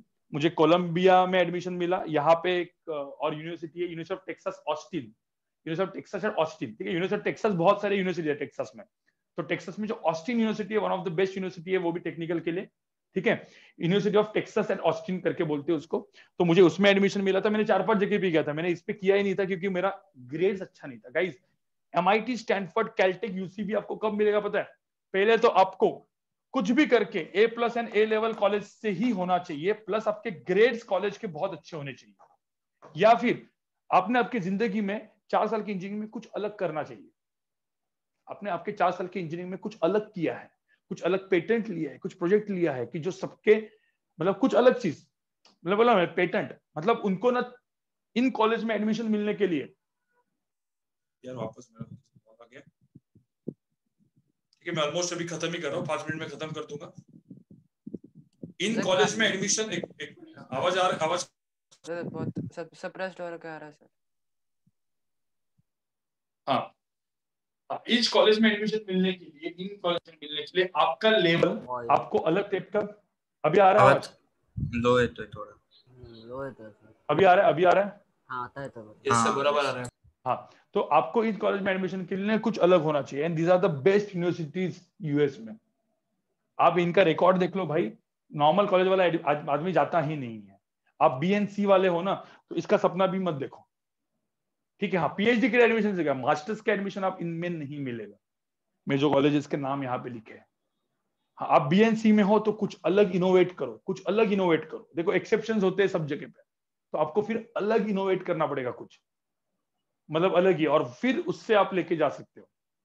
आईवी लीग्स में पॉसिबिलिटी होती है भाई। आईवी लीग का कैसा था? आईवी लीग मतलब ये सारे जो कॉलेजेस जो बोल रहे थे, प्रिंसटन, येल यूनिवर्सिटी, कोलंबिया, ये सब आईवी लीग्स है। Ivy Leagues are also one of the best universities US में। इसमें लाइफ जीने के लिए लोग जाते हैं। कार्नेगी मेलन का काम आता है क्या? कार्नेगी मेलन, हाँ, इसमें आता है। कार्नेगी मेलन भी आईवी लीग, फिर कॉर्नेल यूनिवर्सिटी है, ठीक है। तो ऐसे 9 यूनिवर्सिटीज है और ये कुछ यूनिवर्सिटीज है। These are the best universities, ठीक है। इसमें इनका भी कोई एंट्रेंस रहेगा ना ऐसा स्पेसिफिक? अरे कुछ नहीं, इनका एंट्रेंस नहीं होता, इनका एंट्रेंस GRE होता है, ठीक है। यार MBA के लिए जैसे हार्वर्ड वीयर में जाना है तो GMAT होता है। लंदन स्कूल ऑफ बिजनेस से लेकर हर एक जो अच्छे जो यूनिवर्सिटीज है वो GMAT के थ्रू जाते हैं, और ये GRE के, लेकिन GRE के स्कोर के ऊपर, मतलब GRE 340 मार्क्स का होता है। आपको 340 में से 340 भी आया ना GRE में, तो आप क्या बोलोगे? मेरे को GRE में 340 आया, मेरे को एक कॉलेज मिलेगा, मिलेगा क्या? वो लोग का भी इंटरव्यू होता रहेगा सर? भाई नहीं मिलता। हाँ, वो लोग का इंटरव्यू टाइप होता रहेगा? इंटरव्यू नहीं होता, वो आपका जो बेस होता है उसके ऊपर आपको एडमिशन देते हैं। जैसे उनको पता है, कैलटेक को पता है, MIT को पता है, स्टैनफोर्ड को पता है कि IIT बॉम्बे की औकात क्या है, बराबर ना? IIT बॉम्बे कंप्यूटर साइंस तुमको कितना रैंक चाहिए? टॉप 50, ऑल इंडिया रैंक 50 चाहिए आपको, ऑल इंडिया 60 चाहिए, आपको पता है। अब उधर भी उस IIT में जाने के बाद भी वहां पे आपको क्या करना पड़ेगा? आपको वहां पे जाके क्या करना पड़ेगा? उधर भी टॉप करना पड़ेगा, गोल्ड मेडलिस्ट। हाँ, उधर भी गोल्ड मेडल, कुछ ना कुछ होना चाहिए, तो इसमें एडमिशन मिलता है आपको मास्टर्स के लिए, MS के लिए विथ स्कॉलरशिप। तो भाई सिंपल, फाइनली GRE पे एडमिशन नहीं होता। GRE एक वो चीज है, GRE टॉप कॉलेज की बात कर रहा हूँ। हाँ, फिर आप जाओगे top 30, top 40 college, top 50 college, तो फिर आपको GRE GMAT पे थोड़ा सा अच्छे से आपको आपका स्टेटमेंट ऑफ पर्पस वगैरह बनाना पड़ता है, उससे आपको एडमिशन बाद में मिल जाता है, ठीक है। लेकिन मुझे बताओ, घूम फिर के बात किस पे है? तो MIT मास्टर्स के लिए बेस्ट है ना? हाँ, MIT मास्टर्स के लिए बेस्ट है। हाँ, MIT स्टैनफोर्ड, मतलब MIT स्टैनफोर्ड, कैलटेक भी बहुत बढ़िया। मैं जो यहाँ पे नाम लिखे ना, MIT Stanford, Caltech and university of California Berkeley, मतलब इसमें मिलना मतलब भाई, मतलब बहुत अच्छा आपका प्रोजेक्ट आपको बनाना पड़ेगा। वो बाद में अपन बात करेंगे इसके ऊपर, ठीक है गाइस। मैं तुमको क्या बोला, जो अभी मैंने एकदम सिंपल आपको A+ A and B+ in college में पहले आपका टारगेट होना चाहिए। A+, A and B+. में इन लोग को आईवी लीग्स वगैरह को B+ और ये सब चीजें जो होती है, तो A+, A and B+, in college से आप निकलोगे तो आपका चांसेस होगा इन कॉलेज में जाने का। नहीं तो यूनिवर्सिटी बहुत है भाई, बहुत सारी चीज है, ठीक है। मतलब ASU है, एरिज़ोना स्टेट यूनिवर्सिटी है, उसमें भी बहुत सारे लोग को एडमिशन मिल जाता है। नॉर्मल कॉलेज मुंबई वाला तो पूरा उधर ही जाता है, ठीक है। तो बहुत सारे ऐसे कॉलेजेस है कि जहाँ पे मिलते हैं, वो बाद में अपन बात कर लेंगे। वैसे तो 4 साल इंजीनियरिंग करो, लेकिन मेरा कहने का मतलब ऐसा है, A+, A एंड B+ का टारगेट रखो। जिंदगी में आगे कम मेहनत करनी पड़ेगी। आप B एंड C में जाते हो तो जिंदगी में आगे ज्यादा मेहनत करनी पड़ेगी। तो अच्छा है लॉकडाउन है, कुछ नहीं चल रहा है, सब घर में बैठे हैं, बराबर। तो A+, A and B+ college में जाने की कोशिश करो, टारगेट रखो, वहां पे जाओ। हाँ बोलो सर। KVPY 11th का भी होता था ना? हाँ, KVPY 11th में भी होता है, जनवरी में होगा। हाँ ओके सर, तो हम लोग वो भी देंगे ना 11th? हाँ दे दो, अभी वो तो 11th का दे सकते हो, 12th का, लेकिन उसका एडमिशन फॉर्म मुझे लगता है रजिस्ट्रेशन फॉर्म गया होगा शायद, है कि गया है? सर हो गया एडमिशन फॉर्म, सर हो गया, चला गया वो, अभी तुमको 12th में देना पड़ेगा। वो KVPY के बारे में बाद में मैं एक 5-10 मिनट अगले लेक्चर में कभी बात, अगले 2-3 लेक्चर के बाद में एक हाथ बात कर लूंगा। KVPY नीट, देखो मैंने अभी IIT और इंजीनियरिंग का थोड़ा सा मैंने आपको बताया, एक चीज बता दी कि किस तरीके से होता है, ठीक है। वेदिका बहुत अलग अलग क्वेश्चन पूछती, किर्लोस्कर के बारे में बताओ। यार किर्लोस्कर ठीक ठाक कंपनी है, वो सब मतलब नॉर्मल कंपनी है, top company A+, top company. यार भाई इतना वर्क कल्चर अच्छा होता है, मैंने आपको पिछले बार भी बोला था भाई, कंपनी में जाके आप मजा मारते हो और पैसा कमाते हो, कभी आपको ऐसा लगा ही नहीं? हाँ, मैंने कोलंबिया क्यों नहीं गया है? कोलंबिया में मैं तुमको बताऊं, कोलंबिया मेरा मोबाइल में है वीजा स्टैम्प, पैसा भरा भाई, 5 लाख रुपए भरा था मैंने कोलंबिया के लिए। एडमिशन पूरा कंफर्म होके मेरा सीट वहां पे सब कुछ रिजर्व था। उसके बाद मैं वहां पे गया और मुझे एक चीज रियलाइज हुई कि भाई जिंदगी में मैं मतलब मुझे, भाई अपन स्टार्टअप वाले आदमी है, अपन एक जगह पे ऐसा किसी के अंडर काम करने वाला आदमी है ही नहीं। तो फिर वो रियलाइजेशन हुआ कुछ चीजें का कि भाई इधर जॉब नहीं कर सकता मैं। कुछ टाइम जॉब किया, एक्सपीरियंस लेने के लिए जॉब किया मैंने। हर एक का नेचर अपना होता है, अलग अलग होता है, तो मेरा नेचर अलग था। जब मैंने वहां पे छोड़ा तो 16 में मैंने मतलब ये सब डिसीजन लिया था, ठीक है।